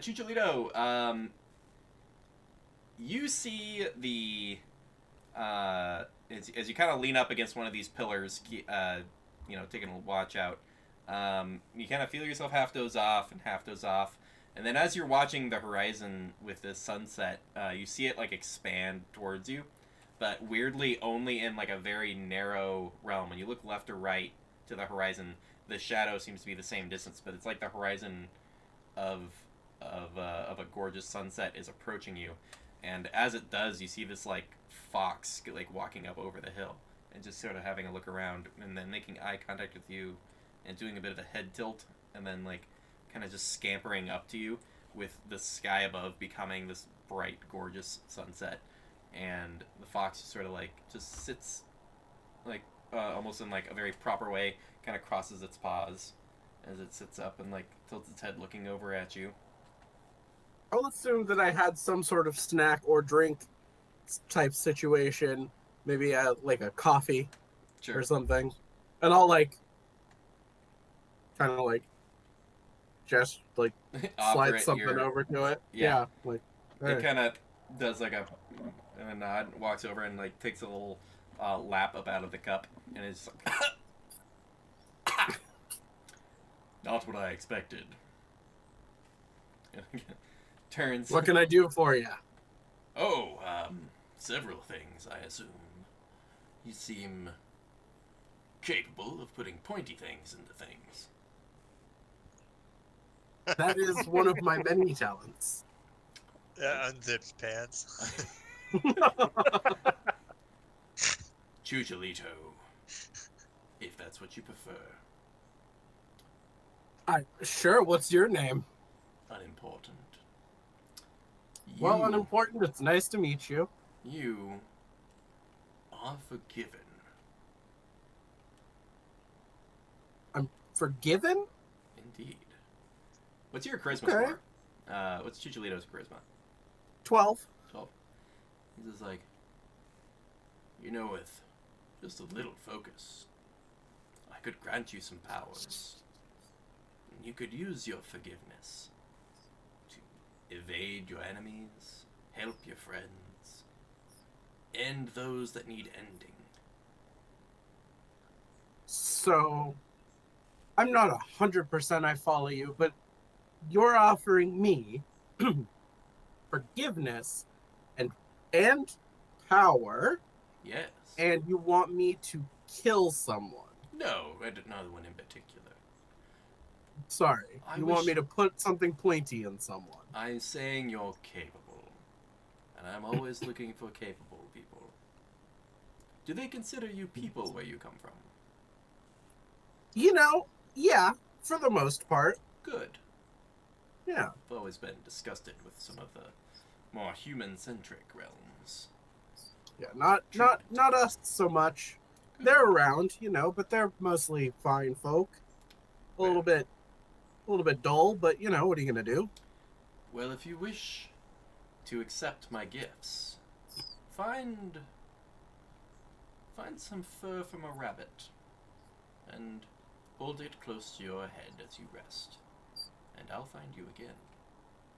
And Okay. and they I will don't accept plan my on gifts. being in this area for very much longer, but I imagine that you got a pretty wide range. With your head on rabbit skin, I can find you. 10-4, good buddy. It was nice to meet you. And you kind of wake up, with your teacup kind of out, and realize that you just fell asleep on your watch. The horizon's kind of back where it ought to be, and you're kind of like, and it's sort of a whisper from the side of Draz being like, "Are you all right, Chucholito?" Yeah, I'm fine. You know, just maybe dozed off a bit on this watch. Oh, well, yeah, it happens. Luckily, Panther was keeping an eye out. Panther's just sort of like,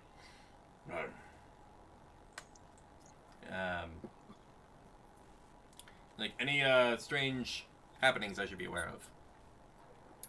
Nothing important. Well, very good. Finish your rest. I'll wake your friend Erders for the last watch. And he kind of he actually climbs up onto one of those ruined pillars to get a better vantage point, and sits up there taking a look around. And the panther kind of curls up at the base of the pillar to get its own rest. And you head back properly into your bedroll and finish up your rest. Erders, you get your full rest in, and then it's kind of time to get up and armor up and all that. Okay. The Draz guy is also armored up and is in a perch, and he just sort of gives you a nod and be like, "Happy for the assistance. Do you want to watch the other flank?" Sure. Go ahead and make a perception check. Oh shit. 11. 11, yeah. Yeah, man, 11. Wow. Wow, it's so 11. Oh, wow. Yeah, nothing in particular happening there. In just a couple short hours, everybody is awake and getting geared up. Draz looks at the rest of you and is like, "Well, I'm ready to move on to this ferry that's supposed to be able to help us. You all coming along?" Oh, yep. Real quick before we do though, Erders, can I speak with you real quick? And as I go by, I pat him on the shoulder and I cast Remove Curse. Nice. Make a spell check. It's your Oh, balls. D20 plus your proficiency and your basically a spell attack. So You're attacking? 14 plus 6, 20. 20. The blood-soaked hat you were wearing just goes off your head, and you kind of for half a second be like, "I'm gonna be a mushroom," and then be like, "Oh no, I'm all right. I'm fine."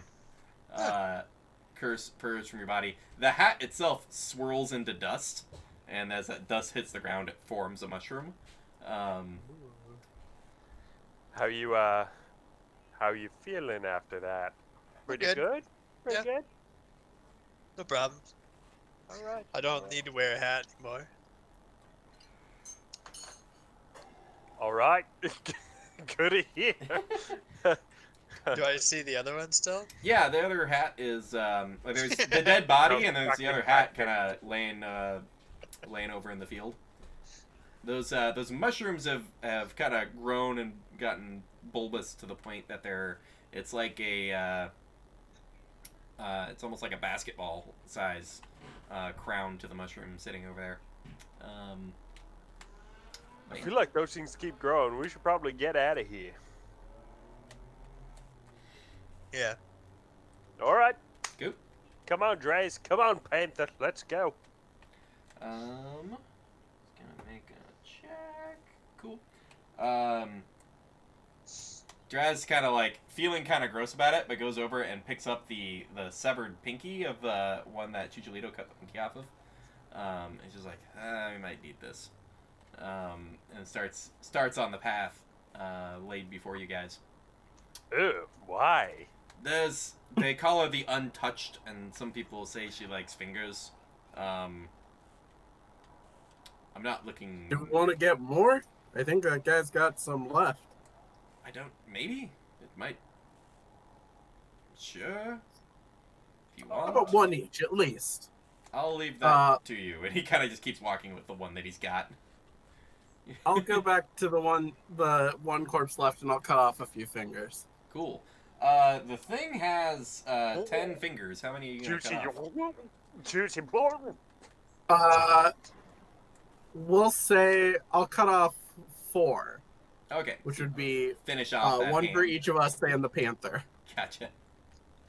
All right. So you guys all each have a finger.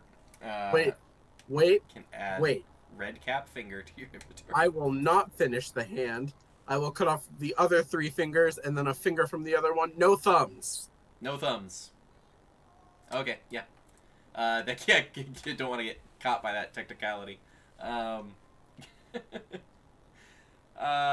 All right. You guys all have a proper finger. You can add red cap finger to your inventory. Something I never thought I'd say as a DM. Red cap finger X4. Do you spread? Parenthetical, no thumbs. Do you hand these out, or do you just have? No, I keep them with me. Okay. I know that that's kind of gross, but the Feywild is basically a nightmare for Chicholito because nothing makes sense, Right. and so he's just like, "Fuck it, Right. I'll cut off fingers." I get it. It's the when in Rome if Rome were horrible. Yeah, in the Feywild, Chicholito's like, "Oh, I have to be insane. That's the only thing that Yeah. will work." The plan is be crazy. All right. You all march forward. It takes you a few hours, but you finally see a spot where the pure darkness of the landscape gives way to like a spot of purple in the atmosphere.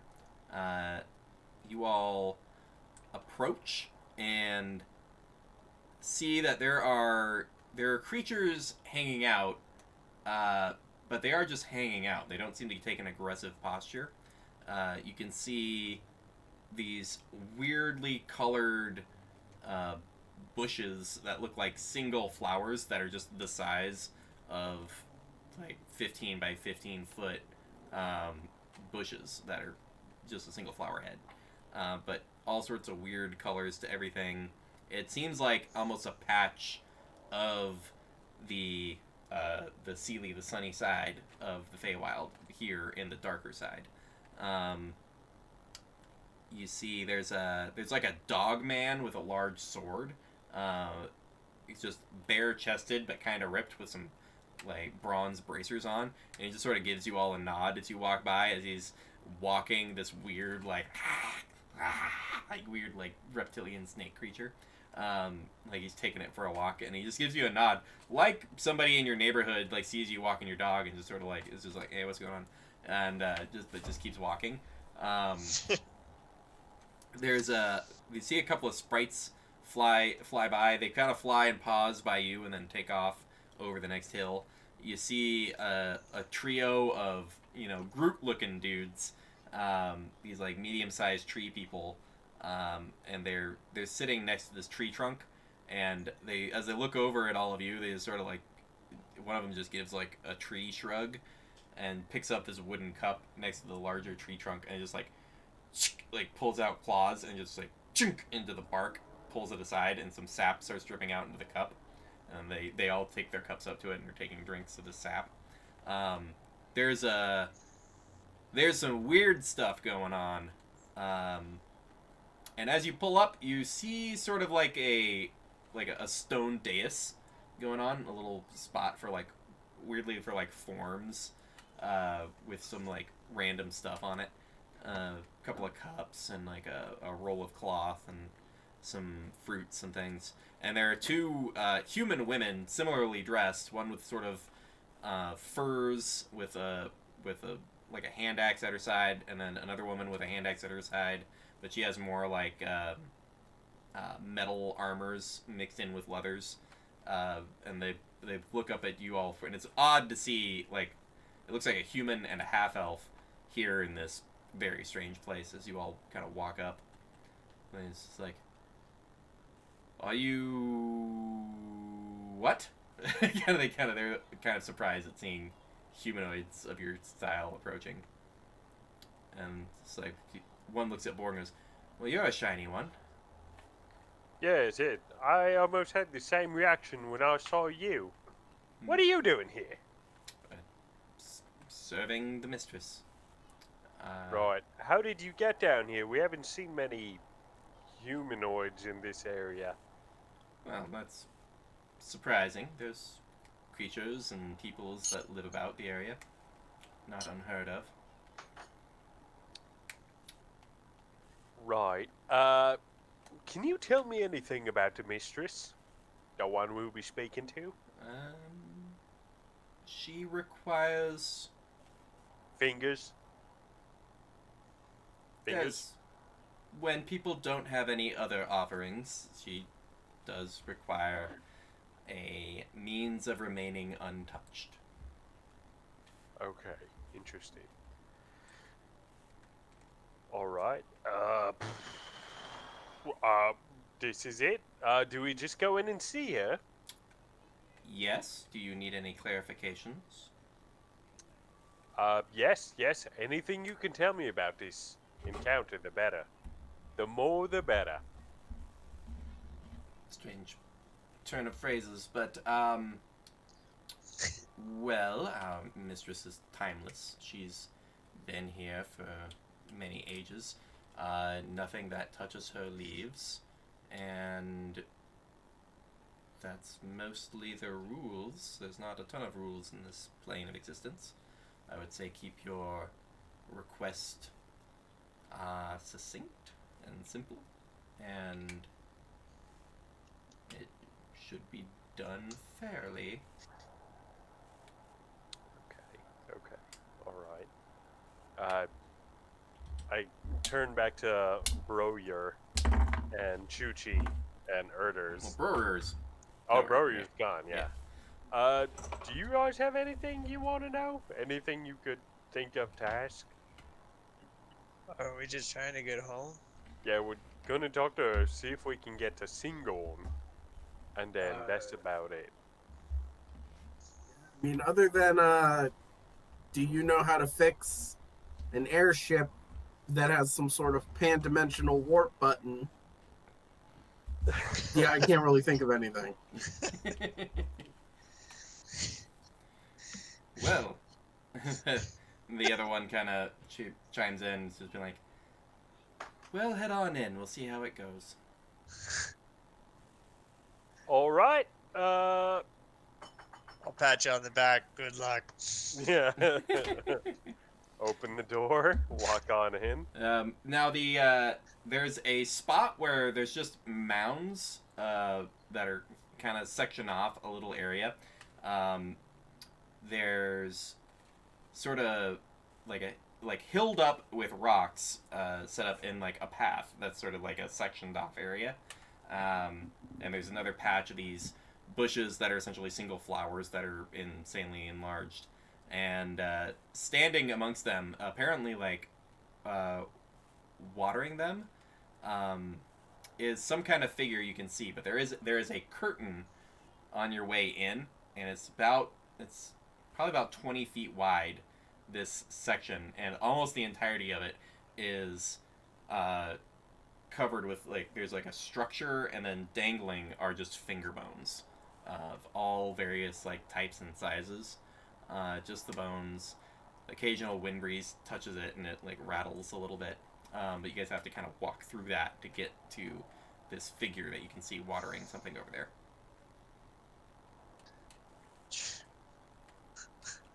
Continue walking Yeah. through. Gotta walk through is this, like through these cylindrical bones that have been threaded and set up.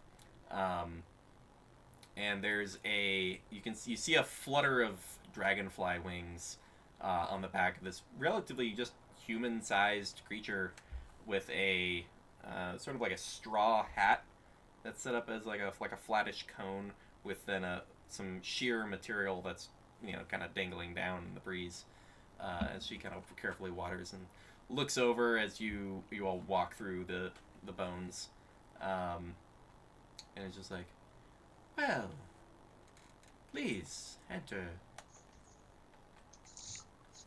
Thank you. Do you require sustenance of any kind? I believe we are okay at the moment, madame. Kind of reaches into one of the bushes and just like snaps off what's like a small like pod, and it snaps off like just like a handful of them, almost like cultivating blue bananas off of a tree, just snapping them off with a little bit of like a pale green fruit on the inside, and just one at a time just tosses these fruits towards you. So Borg, you go in and eat your blue banana. Yeah, I do. Cool. You guys the rest of you catch yours. I don't Yeah, know, I'll do I? catch mine. You see Draz catches his and peels the edge off, and it's like, "Thank you, mistress, for this gift." And takes a like 2 bites, and then folds the like sort of twists the peel and like puts it in rest in his pocket. I'll do the exact same thing. Arg, arg. You twist it too hard, and then the back end pops, and you've got green banana shit all over your clothes. Oh. Been there before.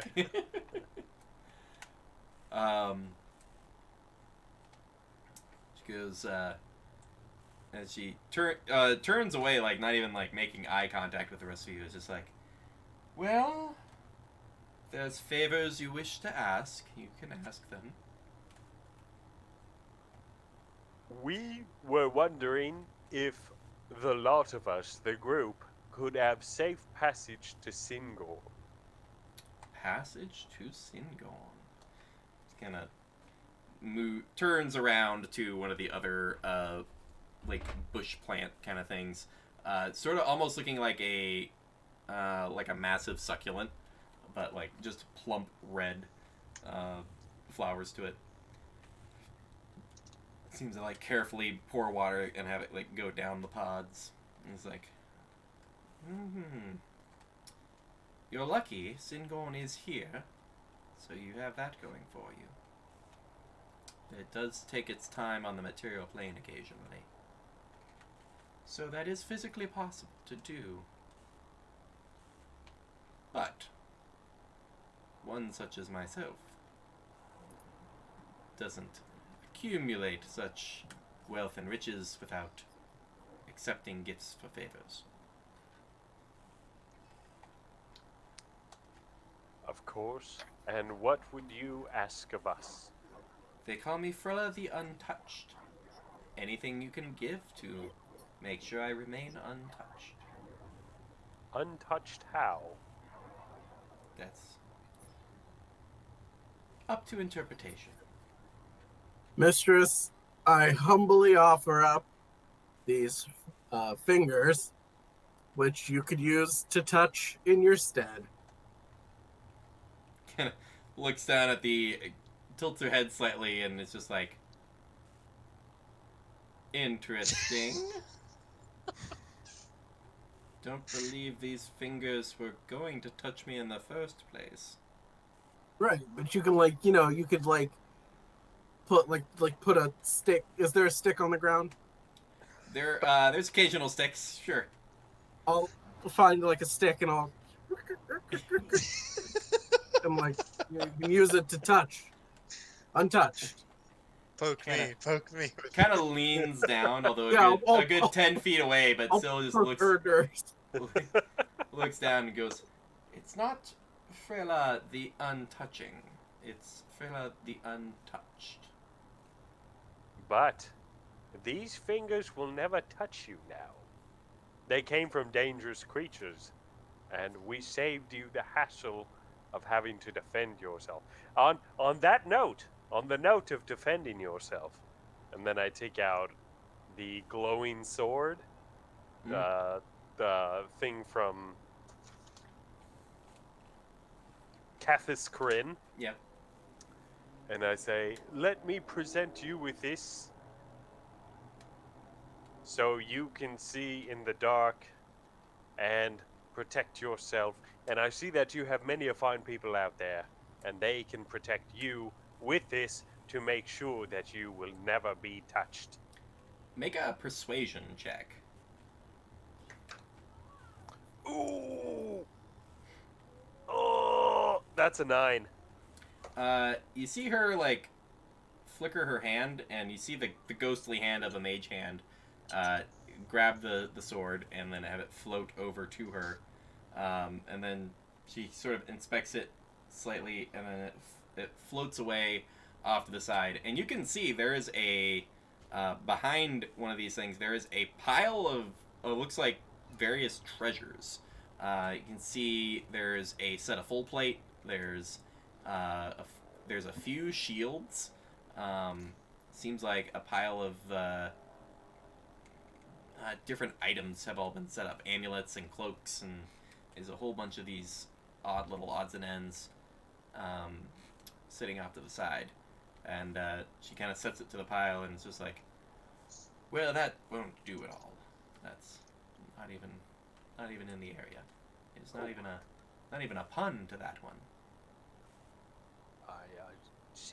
I see. You're just keeping it. Okay, that's fine.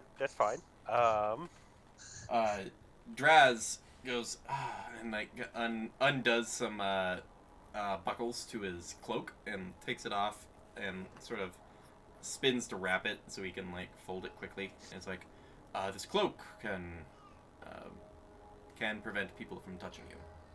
It's enchanted for your protection. And presents it, and she's just like, excellent. Does a motion, but instead of the ghost hand, a couple of pixies just fly in and land and grab it and go and add it over to the pile of things off to the side.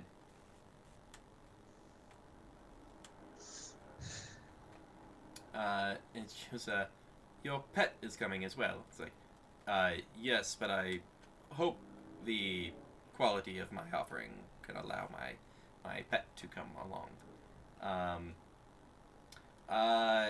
Erders, Chucholito, and Borg can make an insight check. Borg, you can do it with advantage. Ooh.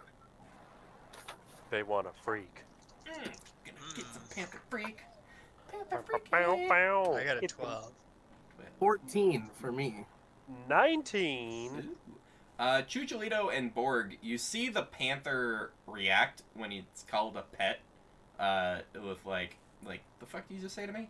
But it's panther, can't really say anything about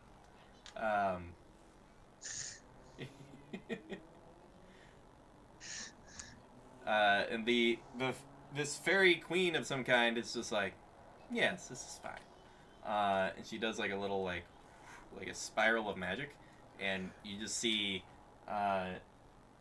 Draz and the panther kind of, as it's being cast, kind of look back and be like, well, what about my, and then it's just like a puff of pink dust. Draz and the panther are just gone.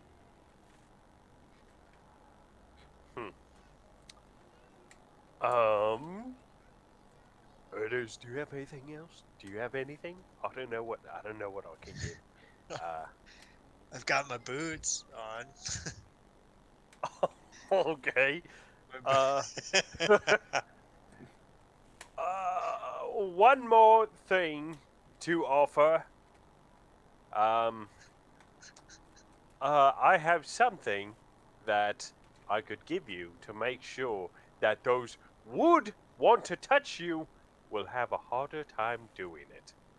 And then I take off the anti-scribe brooch Mm. and offer that up. Make a persuasion check with advantage. Ooh, okay, that's better. 19. 19. Yeah. Ghost hand appears again, brings it up to her, and takes a look, and is like, "Given your previous gifts, I think this will do fine for you, sir." And it kind of floats over to the. Looks like almost like a. There's almost like a Christmas tree set up with a bunch of different ornaments on it that are all like brooches and amulets and things. Good to hear. Looks like you've amassed quite an amount of wealth too. And she was starting to like do her casting, but it goes, "Yes, it's I don't have much use for coins or that sort of thing, but artifacts that assist in my that serve as a recognition of remaining the untouched are key." Of course, of course. And I guess so. No, never mind. Never mind. That's it. I appreciate you talking with us. Very good. She starts to cast again, but then kind of is like, "You're waiting for your friends." Oh yes, yes. We've got some others who are out there. We've got Bud. No, I mean these two, pointing Oh! at Chucholito and Erders. Yes, yes. Of course they're coming with us. He kind of looks over to Chucholito and Erders and is like, "Well, I would hope that my gifts would suffice for transport of all of us. She goes, "Ah, that's adorable."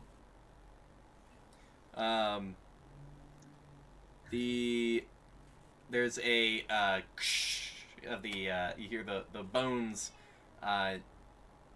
clanking together from the entryway, and you see the that dog man with the large sword walk up, and she gives sort of a nod, and as he does the same, and it's like,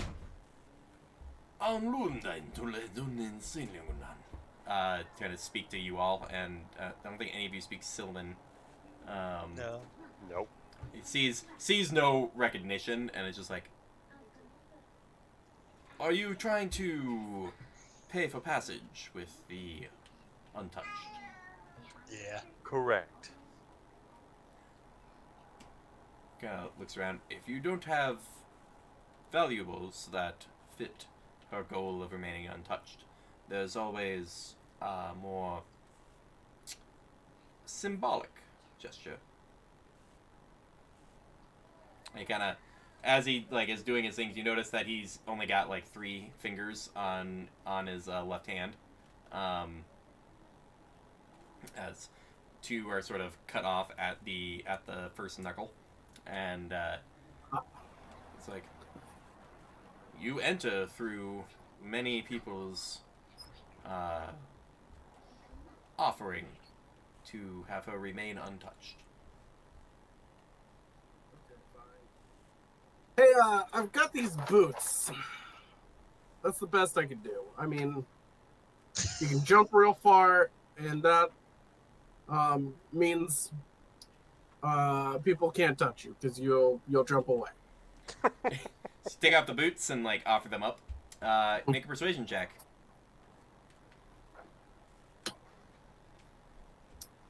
6.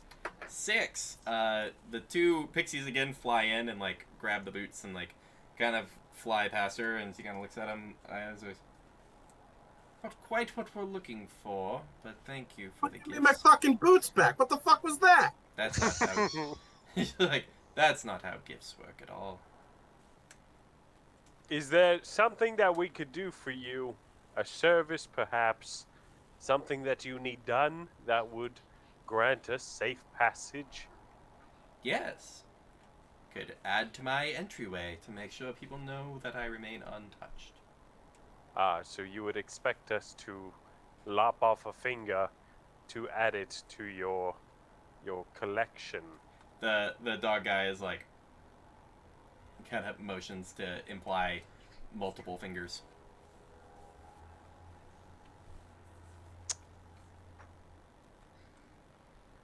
So that ocean's starting to look pretty good, gents. Maybe we could get a boat, sail across. I don't Want my know. fucking boots back. I don't know what we're gonna do with our fingers.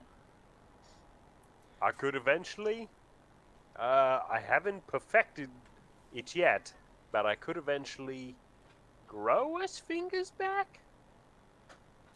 The hound man kind of leans in and is like, he kind of gestures at his sword and he's like, I remain perfectly capable. You pick, he kind of, with his other hand, he's like, you pick a couple of the ones you don't really use that much, and then you get your favor. All right. He points Gotta at be Borg and another goes, way. points at Borg. This place. She's accepted your gifts. You're fine. But I would like to help all of my friends get through if possible. It's just a few fingers.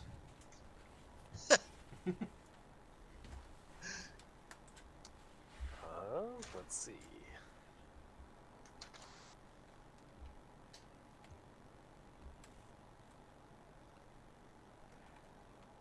For passage of my friends, would you accept this? And then I pull out the scroll of identify Magic as I scroll. put it down. Sure. Magic scroll. Make Bless myself. so you kind of guidance yourself. You mean I guidance myself. Yes. guidance? In doing so, you would be able to identify potential threats, thus remaining untouched.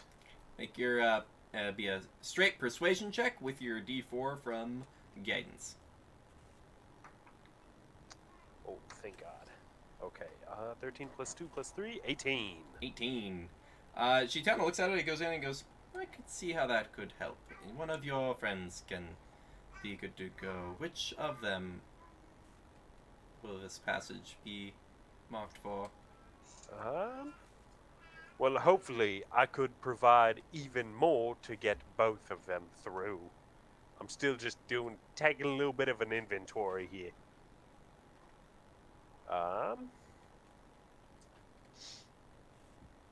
Healing potions to ensure that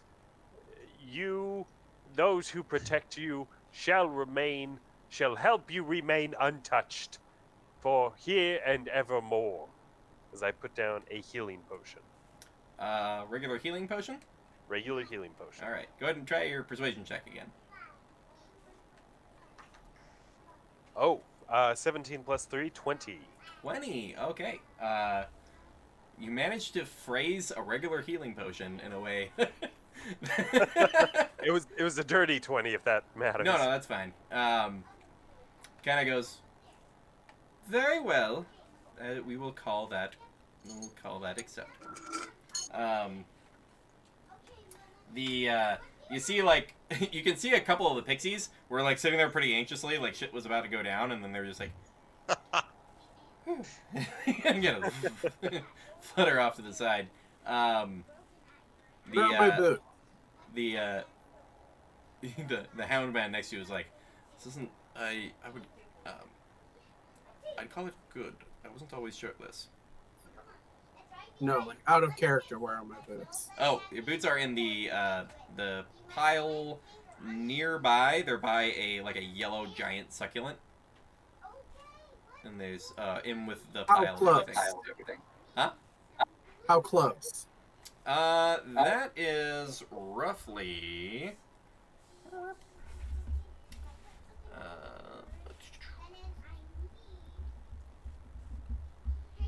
That's about 60 feet from you, past her, and over there. Oh, this is a big area with lots of plants. It's a really kind of relative. I wouldn't call it narrow even, because it's probably a good 30, 40 feet wide. But the plants are a good, 10 feet tall.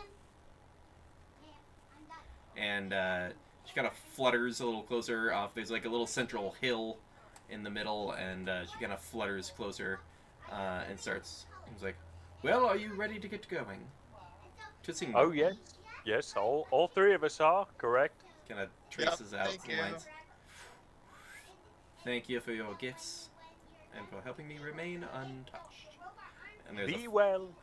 as you and you Sure. guys all just have that feeling of falling for half a second as you then just like land on some grass. You see Draz probably 100 feet ahead, who then turns around to look back at you all arriving, and ahead of you you see this massive city, a central lake with the city curved around it, and it is all well built. Borg, you've seen the capital of the Bright Queen's realm. You're kind of from that area, and that's pretty well built. You look at this, and it is just gorgeous architecture over the whole thing. Spires and manipulated stone arches, smooth, gorgeous things, and a few seemingly gold-clad soldiers coming out of a nearby gate that goes to the city.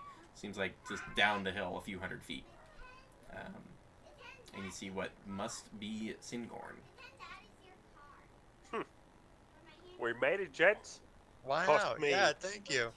Cost me a sword, a healing potion, a scroll of identify, an anti-scribe brooch, and then of course your boots. Yeah, let's get this damn city so I can buy new shoes. I hate this place. As you guys kind of catch up with Draz, one moment.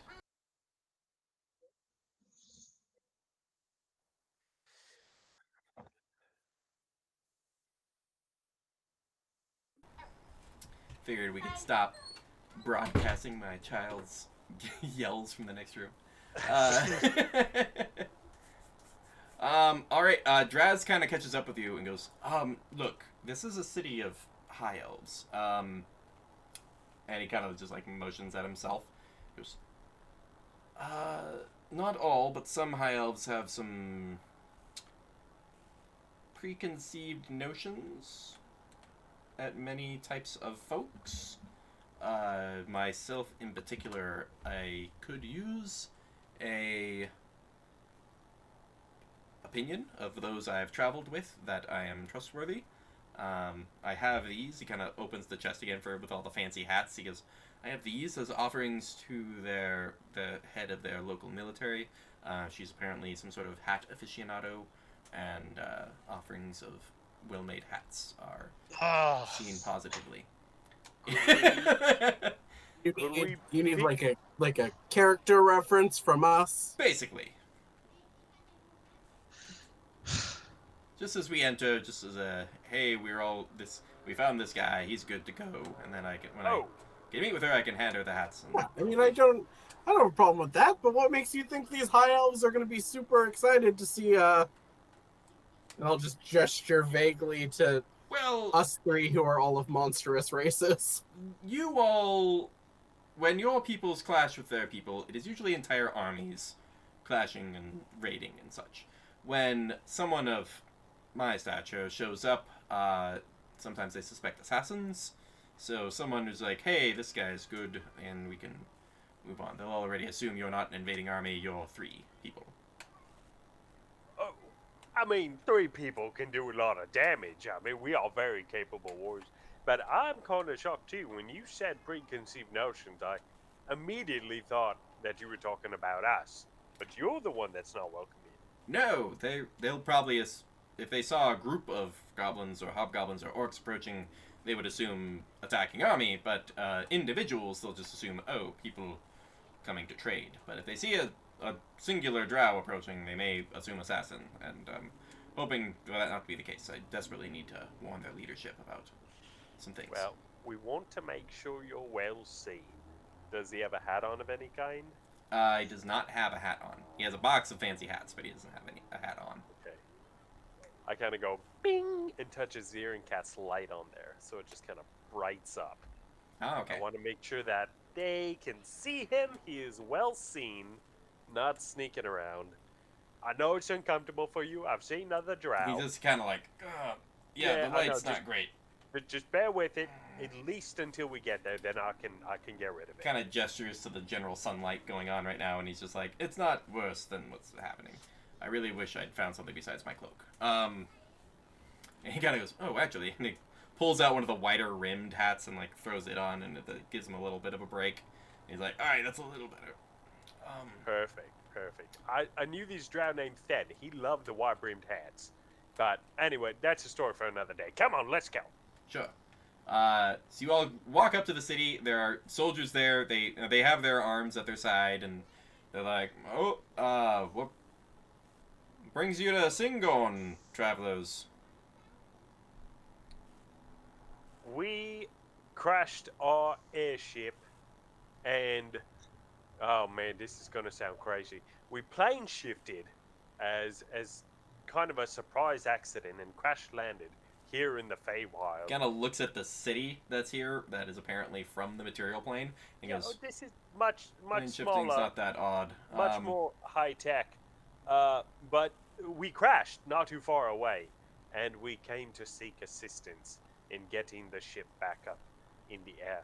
And also, we have my compatriots here are with me as well, including this man who is very of good temperament. And then I kind of like Draz, I've been traveling with these men for a little while, and they are capable and trustworthy. I have an urgent message for your head of security that is, I've uncovered a plot against your people, and I need to speak with her immediately. He's like, he points at the Jess. I have peace offerings for her, and I've heard of her reputation. I desperately need to speak with her. And the guards, Borg, go ahead and make a persuasion check with advantage. Ooh. Not good. 11. 11. They kind of get a. All right. Well, you'll need an escort, and but come on in. So do the three of you, are you on the same goal as this one? As he points to Draz. We are not, but I hope he's returned to us safely. He is a good gent. Very well. He gestures, and a couple more guards come out, and it's like visitors, the usual pleasantries and whatnots, and both guards kind of nod, and one's like, the one goes up to Draz like, where are you heading, sir? And he's like, oh yes, your head of security, as quickly as we can. He's like, very well, and leads him off to the side, and then the other one walks up to the three of you and goes, all right, what do you gents need?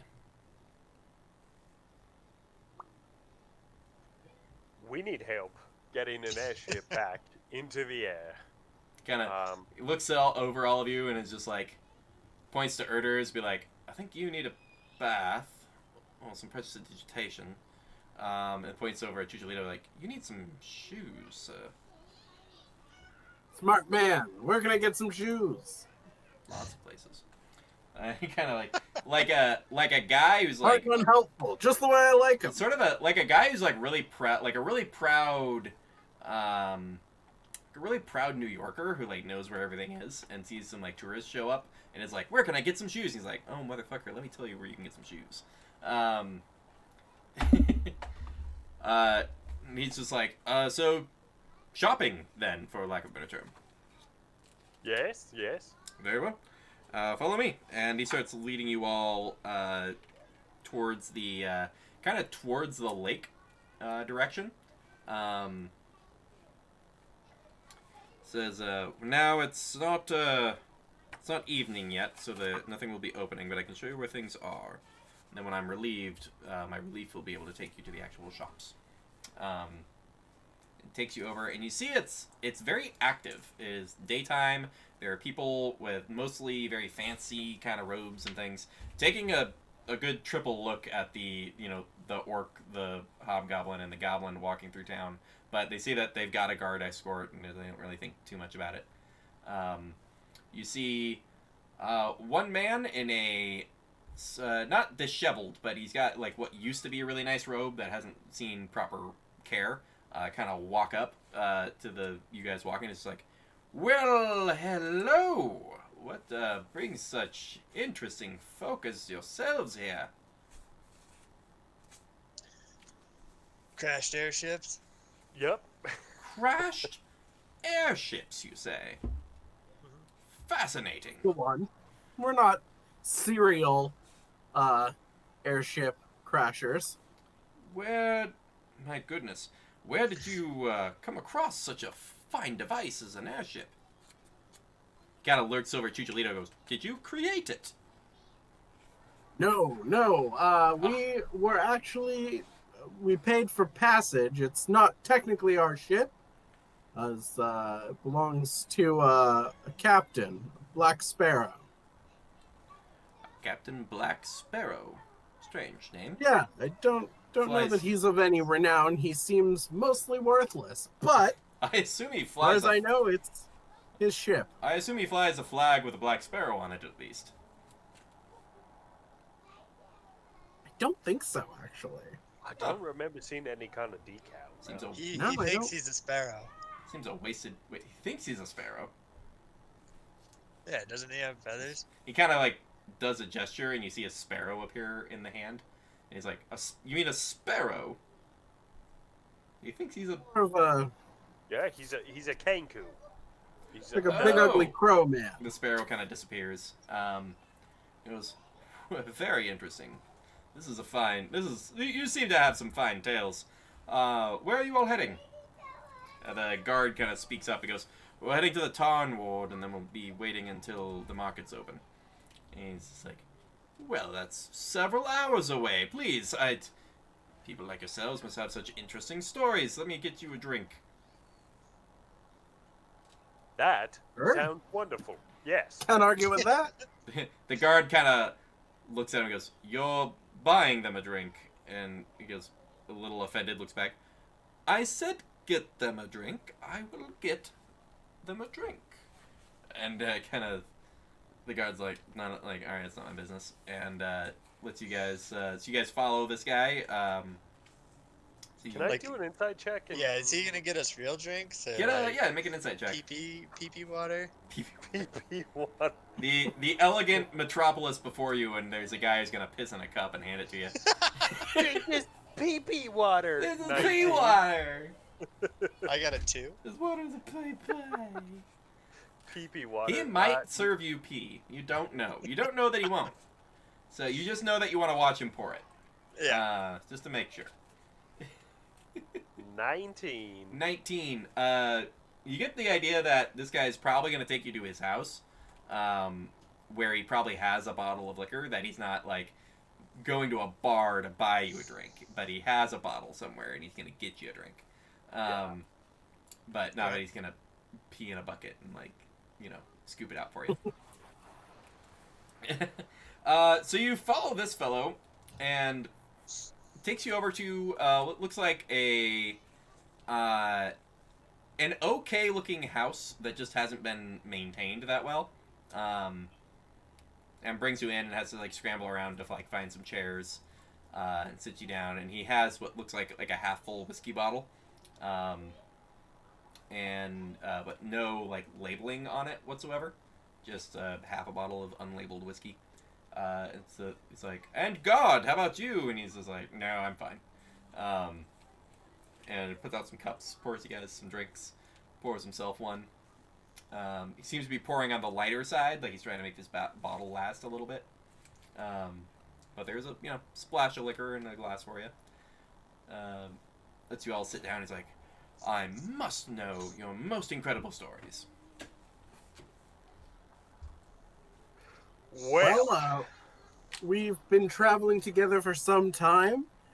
We were tasked with scoping out an area for a new settlement, and we got kind of land of the losted, and now we're here. There are many portals between the Feywild and the material plane, more than many other planes. Except maybe the Shadowfell. That's good news. Is there one near here? It's possible to find one. There's a heart of a labyrinth within the city that if you found it, it could grant you a wish, which is very easily could be transportation back to the material plane at whatever location you choose. I gotta say, that sounds like quite a high barrier. There's also just the city itself flees to the Feywild when necessary. Sometimes just comes to gather resources, recharge some of the magical implements that are tied to the plane, and then return. I don't know when the leadership is planning to return the city, but you could always wait till that happens and return back. Things can get a little, shakes the glass. As you probably know, things can get a little timey-wimey when you go between these two planes, though. And takes a sip off his alcohol. Wait, what plane are we on? You're in the Feywild. Oh, okay. Just making sure. It seems like maybe, I don't know, we've teleported and teleported again, and that's not normally how we move around, and Oh. I'm just feeling a little out of sorts. Was this I'm your not first- wearing shoes. Was this your first time plane shifting? I mean, I can't speak for my Yes. friends, but it's Was for definitely me. my first time. Oh. So you might And I not, cannot stress this enough. We were under duress. you might not know certain things then. I'll tell you what. An exchange. Exchange are wonderful here. They're binding in this plane of existence. It's wonderful. I will give you That is, I don't know what goes on here, but leading with its binding is you're a terrible salesman. just how it is. That one's for free. Contracts, verbal contracts even, are binding on this plane of existence. So be careful with that. Sure. I will also say I can give you information, a piece of information for a story. How about that? That sounds wonderful. What can you tell us Give about me a great story. I'll tell you about the timey-wimey thing I mentioned earlier. the timey-wimey thing? Well, Oh. please, Erders, continue. I put on one of those red hats and took it off and didn't die. I don't know what you're talking about. The mushroom people. I've heard of mushroom You people. haven't- Giant walking mushrooms that attack with spores and have little mushroom children that run around trying to gather. No, on people. these were little gnome people wearing big hats. And then when you took the hats off, they turned into mushrooms. Huh. Fascinating. And you put one of these hats on. Yep. You're not wearing it now, though. Nope. I took it off of him. Oh, He It's didn't know supposed to that until kill just you, now. but it didn't kill me. good to know. Any horrific injuries when you took it off? I just felt sick. Wanted to put another hat on. Strange story indeed. Well, I can tell you, when you plane shift to and from the Feywild, your relative time will very likely shift. You might return an extra hour past when you left. You might return in the same amount of time. An extra day may have passed, an extra week, an extra month. I've heard of all kinds. People moving back and forth. One clever enchanter tried to manipulate the system to hop back and forth while he was crafting something to try to speed his process along a little bit. I believe he died. Trying to Sense. rush an enchantment job like that can be dangerous. Don't want to have that happen to us. No. Basically, not dying is our one goal. Chuchi says it best. Yep. Yeah, that'd be nice. Well, that's quite fair. It kind of looks outside and you can see that the sun is starting to set. It's probably an hour from sunset. It's about an hour before the markets open. Any other pieces of information you'd like to know in exchange for a story. How about I'll tell you a good story, and then based on how good you feel like it is, then you can tell us as much information as you feel comfortable with. Very well. Yes. All right. And then I tell him, so as to not like recount the whole thing, Yeah. I tell him the harrowing adventure of us sailing in to the giant city, and then us seeing the flicker of lights and me feeling like the call of the void and almost walking off the ship, and then going down and having dinner with the giant kings. And meanwhile, the whole time, Bud and Chucholito were just in the back robbing stuff blind. And then once the gig was up, we threw down smoke bombs and then ran out of the city. The whole time, giants were hucking boulders at us, and we barely made it onto the ship and then had to fight the giant king, at which point the whole ship was kind of what happened. We got attacked, we were going down, and then we plane shifted. So I tell him that whole story about how we went from the prime material to the Feywild. Make a performance check. Fuck, man, I played bards like the past 4 characters. Right. This is weird. Played a guy who's got 0 in performance. It's finally a role to just tell a story, and you're not a bard. Okay, there's a 17 and 1 was cocked. Let's see if it's a nat 20. It was a 2. Okay, so 17. Just straight 17. Gotcha. Yeah, you guys, and Erders, you are taken aback a little bit because you were asleep in the ship the whole time this was happening. You just remember the ship crashing and be like, what happened? And nobody really telling you because there was a bunch of stuff going on. He's like, that's a wonderful story. I might paint that later. Well, thank you. This was quite the fine story. I will tell you the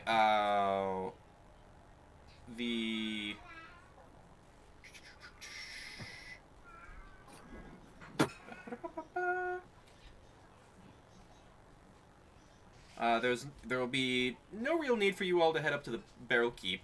He kind of gestures up to a really fancy-looking building on top of a hill. If you're doing shopping, you're going to be in the Tarn Ward. This will be open during the nighttime, or as it's more commonly referred to around here, because we don't get a proper nighttime, but moonrise to moonset. Moonrise should be happening any minute now. You're going to want to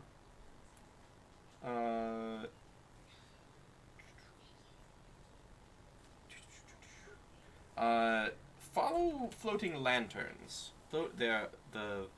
Those who sell magical items use floating lanterns essentially to guide patrons over to their business. So there are lanterns floating about, and they all follow a pattern that is meant to bring people in, but they serve a secondary purpose of just lighting the streets. So follow those, and you'll find a business. I have a question, and it may seem stupid, but I'm out of my depth here. What sort of money do you guys use? We're from the material plane. Coin works fine. Trades Oh, are thank God. excellent. Oh, what a relief. I thought you were going to be like, has to be the toenail of a giant fucking moose. No. You know, have you been dealing with fairies in the wild or something? I don't know. It's almost like we're in the Feywild. Oh. I don't generally recommend making deals with the Fae. They can be sticklers to their rules, and the rules don't always make sense. Brother, you're preaching to the choir. Well, what are you looking for? Are you looking for a general trade? We have several magic shops. It is a very fine city. Well, you know, I've got a good amount of coin here. And I did lose some wonderfully magical boots. And I wouldn't mind replacing them with other magical boots, but I understand that that's not always possible.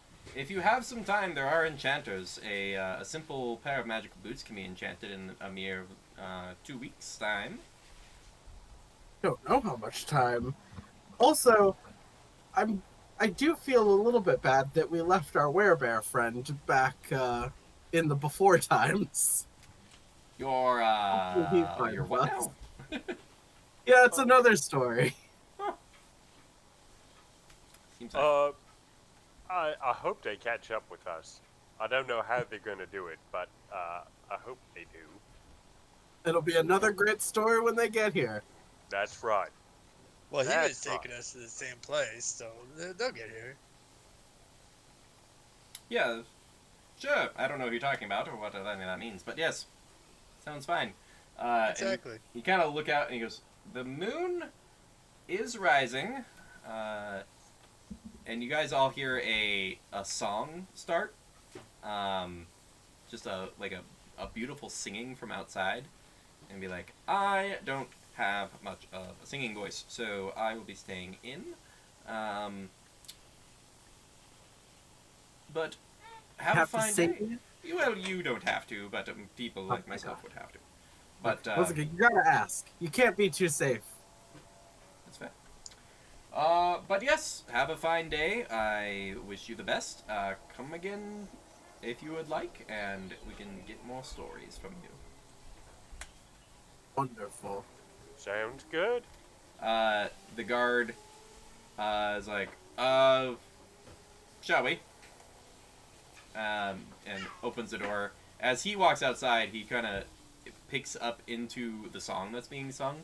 You guys don't speak Sylvan, so you can't understand the words, but he's just joining in and following the cadence and singing some sort of song that the whole city, as far as anybody walking out, nobody's like there.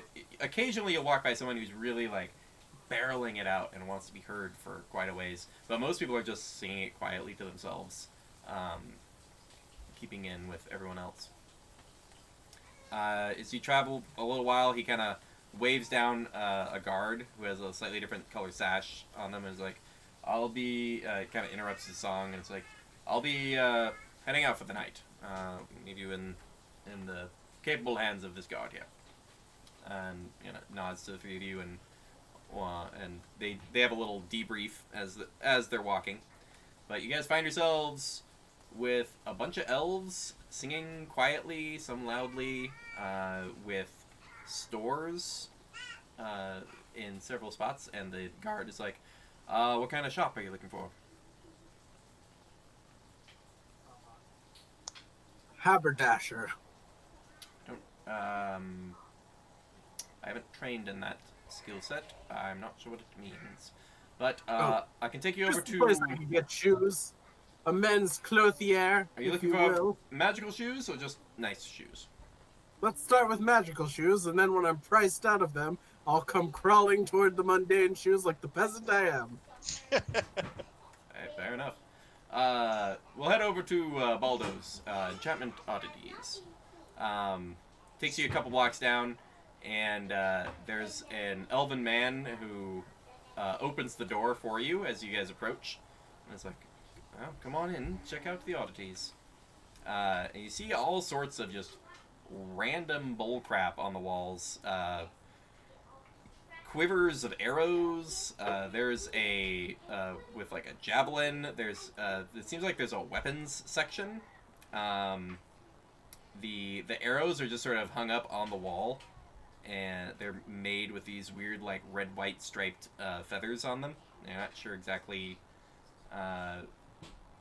what type of bird that would be from. There's also like a net and javelin. There's a crystalline case with looks like just a two rings of looks like sling bullets, but they're each marked with some sort of arcane rune. And there's also like a massive great club off to the side. There is looks like a moon touched short sword in the corner giving off a glow. There's a whole bunch of crazy things, and the young to middle-aged elven man kind of just walks past the little like upswing door of the counter and takes a seat, and kind of just like leans up against his display counter, and right below him there is a an outstretched scroll that is actually actively glowing with the edge trim, seeming like moving golden dust along the edges of it. You must be Voldo. Indeed. It's a pleasure to meet you. You have a wonderful shop. Honestly, I'm just happy to get out of the song for a minute. But I don't suppose you're here for the any gestures down to the scroll in the case. Well, I don't know 100% what that scroll is, but I'm mostly here for shoes. If you have the 100,000 gold and require it, let me know. Shoes. I will certainly let you know. Wait, hold on. What's in that scroll? This is he gestures down and he goes, kind of gives you a look over with the full plate and the being an orc, and it's just like, don't think it's in your wheelhouse, but if you have a wizard friend, this is a penultimate scroll. Is an extremely powerful spell for the most supreme wizard that you can find. It is one that they probably will wish to add to their repertoire as they comprehend world domination or something of the sort. It is known as a meteor swarm. It brings down 4 massive meteors from the sky, utterly annihilating areas that it lands. It's quite useful in making a point when you're sieging a city. I've known one wizard in my time who has cast the spell and utterly obliterated the defenses of an entire army with the flick of the wrist. Good Well, to know that that's sounds okay. absolutely terrifying. For those it's cast upon, it is indeed. If you require such an item, again, if you have the 100,000 gold pieces, or equivalent in gem and metal item work, I can part with it. Well, if I had the 100,000 gold right now, I'd buy it from you just so no one else did. Like I said, that is terrifying. It's kind of like seeing a nuke on the black market and be like, I need to get that so that somebody else doesn't have it. Yeah, exactly. I'll get it and just, Exactly. I don't know, sit on it. Kind of looks over to Erders and is just like, don't strike me as a wizard from your gear, but your people are known to be talented wizards. Yeah, not this one. Well, I have other scrolls. I have a kind of the case next to him. He's like, I have a scroll for Call Lightning, where you can bring down bolts of lightning onto your foes. Scroll of Sending can be useful in a pinch, or if you want to add it to a spellbook. Scroll for Tongues, again, very useful in certain scenarios, and a key thing to have in any wizard's book. If you're looking more for potions or weapons or wondrous items, let me know. Wondrous items. I'd probably have a scroll blow up in my face if I tried to read it. Fair enough. I only have one piece of wondrous items at the moment. They're a bit rough and gruff. I hope you don't mind. And he goes off to a case to his right, opens it up, pulls out some gauntlets that are just covered in like, looks like broken finger bones. If the finger bones were like the size of like forearm bones, you know. So it's just like. It's just snapped, shattered bone on the edges of some metal. He goes, these are grotesque, and I'd be happy to get rid of them. Puts the gauntlets down. He's like, these are gauntlets made with the bones of ogres. They are known as gauntlets of ogre power. They will raise your strength if your strength is below a certain level. Is there anything wrong with them? No, they're just gross. He points to the rest of his motif, which is very sleek, and the entirety of the city is very expertly curved stone and perfectly groomed trees. And then there's these gauntlets with just shattered bone on them. And he's like, I mean, I'm not giving them at a discount, but I am selling them. Well, how much are they? Initial offerings are at 500 gold pieces. and they are quite useful for kind of gestures to you guys who all seem to be combatants. So quite useful for those of you who stab things for a living. Yeah. A mithril out of character. The mithril splint mail is that's not attunement, is it? It might be. I don't think the mithril, like a +1 armor, is not attunement, but the mithril might be attunement. Oop.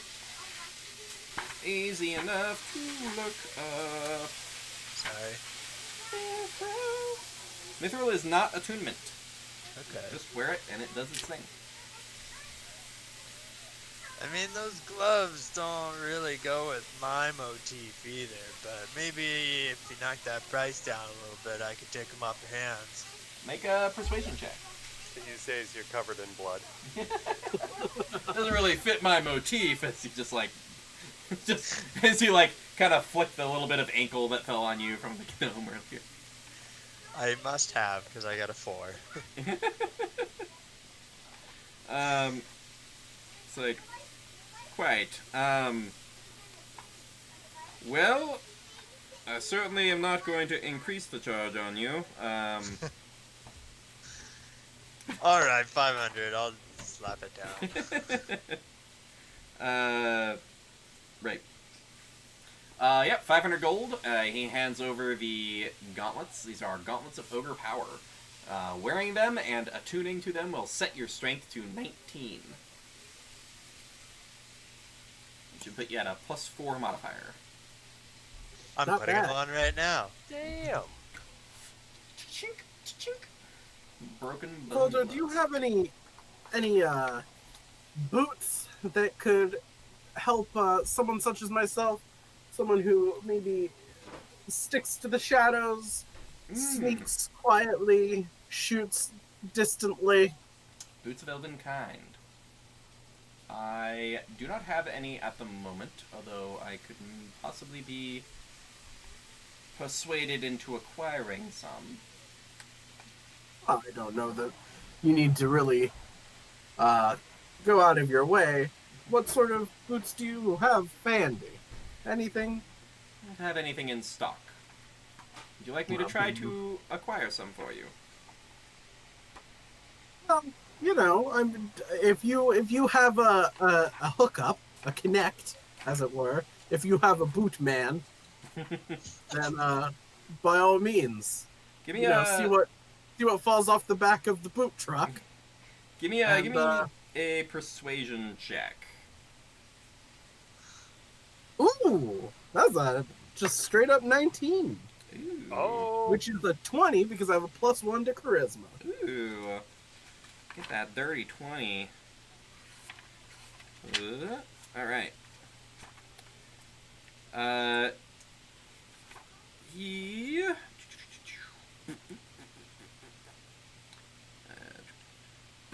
He agrees with you. He's like, I know where I can get some, and I can send out an assistant to get them.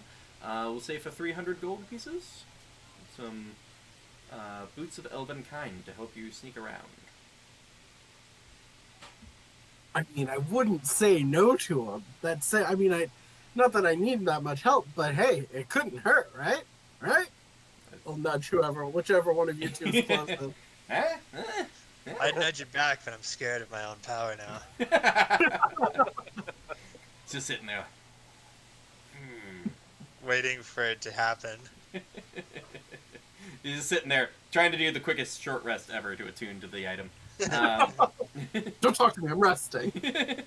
I'm short resting. Leave me alone. So if you pay this guy 300 gold, it sounds like he'll go get you some boots of Elven Kind. How much gold, sorry? 300. I will do it. So in short order, a servant leaves with some coin in hand and comes back with the pair of boots. They are etched carefully with a leaf motif all over it. It is like a leather boot with a leaf stitching, and they quiet your steps, so you will have advantage on any stealth that has to do with moving around. Damn. So if you need to like run behind someone or move around, then you're gonna have an advantage on that stealth check. Love to see it. Well, I was happy to serve two of your friends.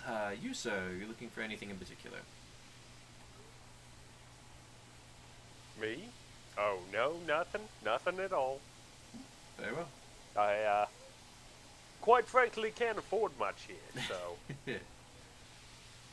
Very well. Would you be interested in buying? Possibly. What are you looking to sell? Well, weirdly enough, I'm all full up on items. Actually, I guess I should. Out of character, how's everyone doing on attunement slots? Does anyone have a free one? How many? You can have 3, right? Yeah. You can have 3. I could use one. Okay, then never mind. I don't want to sell this because I have right now. I have my Moonweaver's Ward, which is my armor, which I like. I've got the Braces of Archery, which are an attunement, and then the Boots of Elven Kind, which are an attunement, which frees up my Cloak of Protection. How's that sound? For me? Yeah. Yeah. +1 What? to AC and all saving throws. How's that I'm sound? already wearing an attunement cloak. Ooh, Oh, I damn it. not, and I only have one thing that I'm attuned to. Okay, well then how's +1 to AC and all saving throws? That sounds amazing. Then that's all you. So it's a cloak of protection? Yep. And all saving throws? Yep. Damn. Oh yeah, cloaks of protection. You very easily could have handed that to the lady for passage. Hey man, this is We got I was through still without attuned to it better. at the time. Right? Wait, that's not the. Also, I don't like her. She doesn't deserve it. I hope someone touches her. you're the queen of the touch now. Let's see. Now, as you guys, let's see. That's probably all you're gonna do in this particular store. As you guys exit, I would like Chuchalito to make a wisdom check. 9. 9. Alright. There's nothing in particular happens, but you do feel the you like intensely feel the moonlight on you. Like the moonlight is touching you, and it's almost like you're getting like a feeling off just the moonlight. That you don't have any, you don't do well enough to kind of understand what that is. Okay. I can't even, like, is it a good feeling or a bad feeling? You're not really even trying. It's just a feeling. You're just like you're Okay. getting some kind of a, like almost like a static charge off of the moonlight here. I mean, and, yeah, you're not able to place exactly what's going on with it. The soldier looks back at you guys and is like, he's just like, I'd really like to get back to my normal duties, but I'm required to show you where you were wishing to go. Would you like to try an armorer or a weaponsmith next? don't I really actually think just I'm needed about the... you. There's also an alchemist nearby if you're in need of potions and such. Feel like I'm okay. Temporarily. Yeah? I mean, the only other thing we really are in need of is to find someone who could help us fix our ship and or plane shift us back So you're looking to... for a high mage. There's a wandrite down the road. They might be able to help you out with that. Or there's a scribe up the way, near the water's edge that way. The wandrite or the scribe. Outstanding.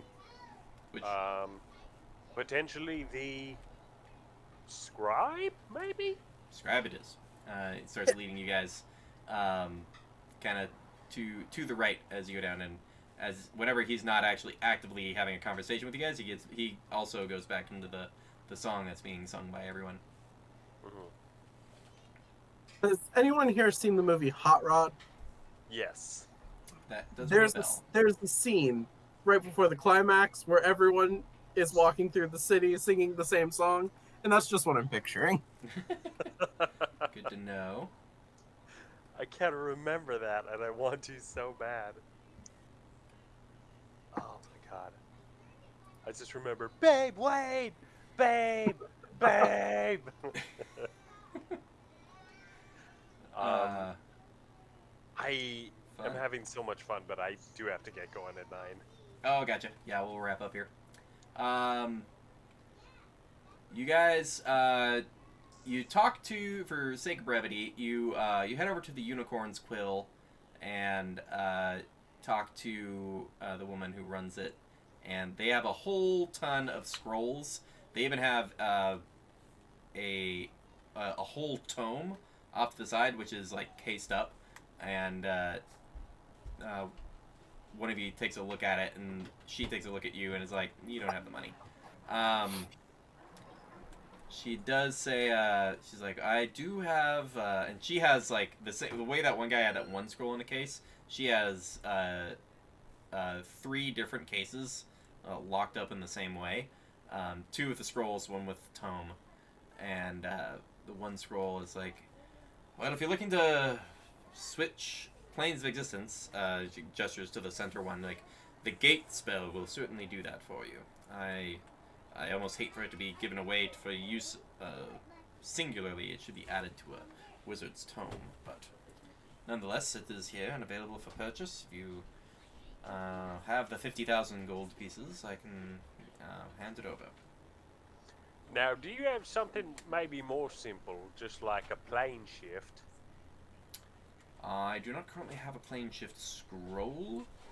It might take around 8 weeks to commission if you have the 10,000 gold pieces to put down for it. Alright, alright. I think that's a little outside of our budget. So we crashed on the ship, and we were able to plane shift here using that ship. Do you know anyone who might be able to repair a magical ship? Maybe a Wandrite? The Wandrite up the way is a capable wizard, and I certainly have no interest in going into the wilds to repair a ship, so it's probably your best bet. Outstanding. Good to know. Thank you very much. So you guys exit and quickly make your way over to the Wandrite. There is a sign that is Glacier and Glacier's Wands, and there is a woman at the counter. She has a goblet and a wine bottle, and she sits there and she looks really happy, and you kind of see a finger like go over to like uncork the bottle, but then she kind of like reminds herself to not to yet. She's just like, "Welcome, Glacier's Wands. Would you like to enter? My name is Cora. How can I assist you?" Cora, it's nice to meet you, and please do not refrain from partaking on our behalf. "I assure you I wouldn't dream of it unless it's celebratory for a sale." What we are looking for is we have crashed a ship not too far from here. Well, maybe a little far from here. If you're looking to crash more ships, I can certainly help. And she like gestures to like a selection of wands in the case that are all like set up with different like cursive filled out cards, kind of explaining their function. I see. That's very pretty. We actually are looking to potentially repair the ship and return to the prime material plane. We heard that you might be someone to talk to. Well, sure. Where's the ship you crashed, you said? I give her the details around it. So you have no idea. You've We teleported here from far away. So, How are yeah. you going to return? Here's the weird thing, is that we were told that it was a journey across the sea to get here. but then we could also teleport from a hag. We need to rescue the people who are on that ship, and then return to the bright material plane with them. How are you planning to return to the ship? We hadn't quite thought that out yet. The idea was to go get help from this fine city, and then go back to them and rescue them. While I, with some study, could pick up teleportation as well as plane shifting, I have no means of determining the location we are going. I have no means of no ability to pinpoint down this ship you're talking of. I would be teleporting blindly in the Feywild, and this isn't somewhere I want to show up somewhere randomly. Completely understand. However, if you're looking for random things to happen, and she kind of points over to a one of the wands that's sort of like off to the edge. That thing does all sorts of things. No idea what. It's fabulous. Don't use it in the city. That can get you in trouble. But here we have the Wand of Wonder. She kind of like pulls the case open, pulls this wand out, and just pulling it up, you see a bunch of like rods and spinning gyros and gizmos kind of just like pop out of it up the wand, and she's just like, nope, nope, nope, nope, nope, nope, and then she sets it down, it all like collapses back down into a simple rod. It's like, I don't like using it, but it seems hilarious. That it does. It may very well teleport you or send you into another plane of existence. It does really random things. Would I know if it does that? You make an Arcana check. Ooh. That's a 19 plus 4. Oh, 23. You know of Wands of Wonder. You know they do a wide variety of things, and while it's possible one could plane shift you back to the material plane or teleport you back to the ship, could easily turn you into a potted plant, or make your skin blue forever, or make your eyes into fireballs that then explode randomly. So it does a whole bunch of things, and you're not sure which one will happen when you try to use it. So far, that's our best bet. Correct. If you want to simply plane shift, I could plane shift you, but I have no means of finding your vessel. So You know what? Absolutely have They to. fought valiantly. I think it's time to cut their losses. Chuchi, we have to rescue them. It's our moral obligation. We... they're... just...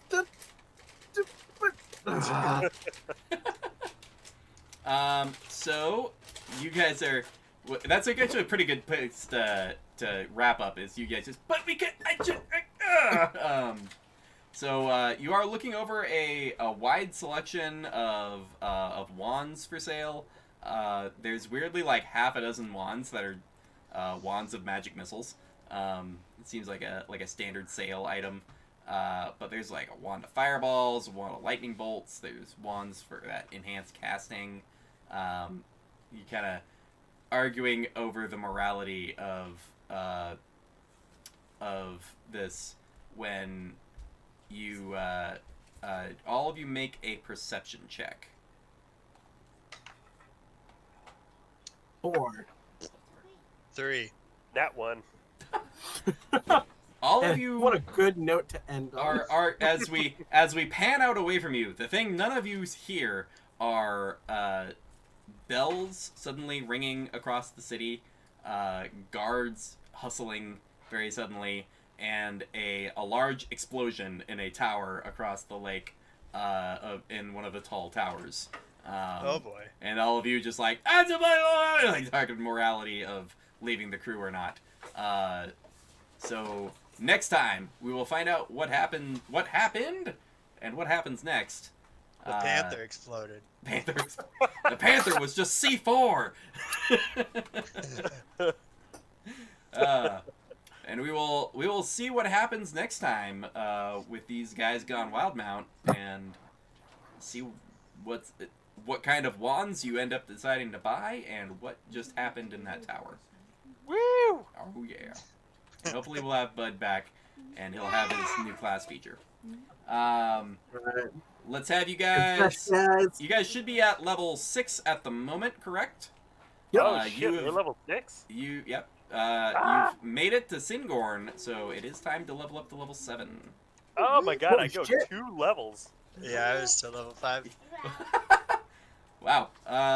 Yeah, no wonder those red hats. Right. Well, you were know what that means, messing guys. you up. That means it's time for Chucholito to roll his HP. Oh, Oh my god. that's a major Will- feature.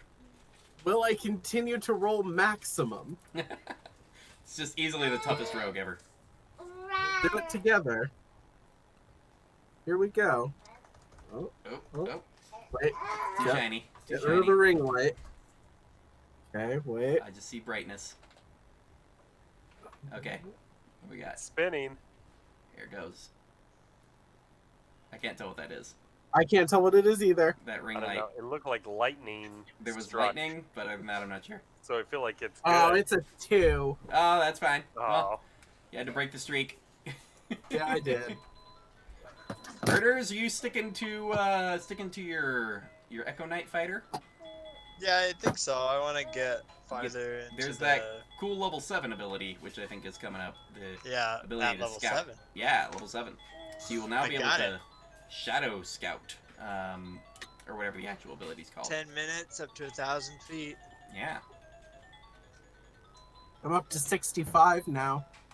She is. 65 HP? Yeah. Holy Aw, ass. that's so sweet. Wait, what are you at? Smart ass. 83. 83. Yeah. Oh my god. Oh boy. Oh, but I get my first 4th level spell. Oh! I gotta look up what clerics can do. Well, I'll let you You guys. get nothing at 7. Oh, nice. I will let you guys level up, and we will catch you next time. Thanks for stopping by. The baby's Thanks, freaking out. Jeff. Bye, Yeah. Jeff. Thanks. Bye. Bye, everyone. I gotta go, guys. Bye.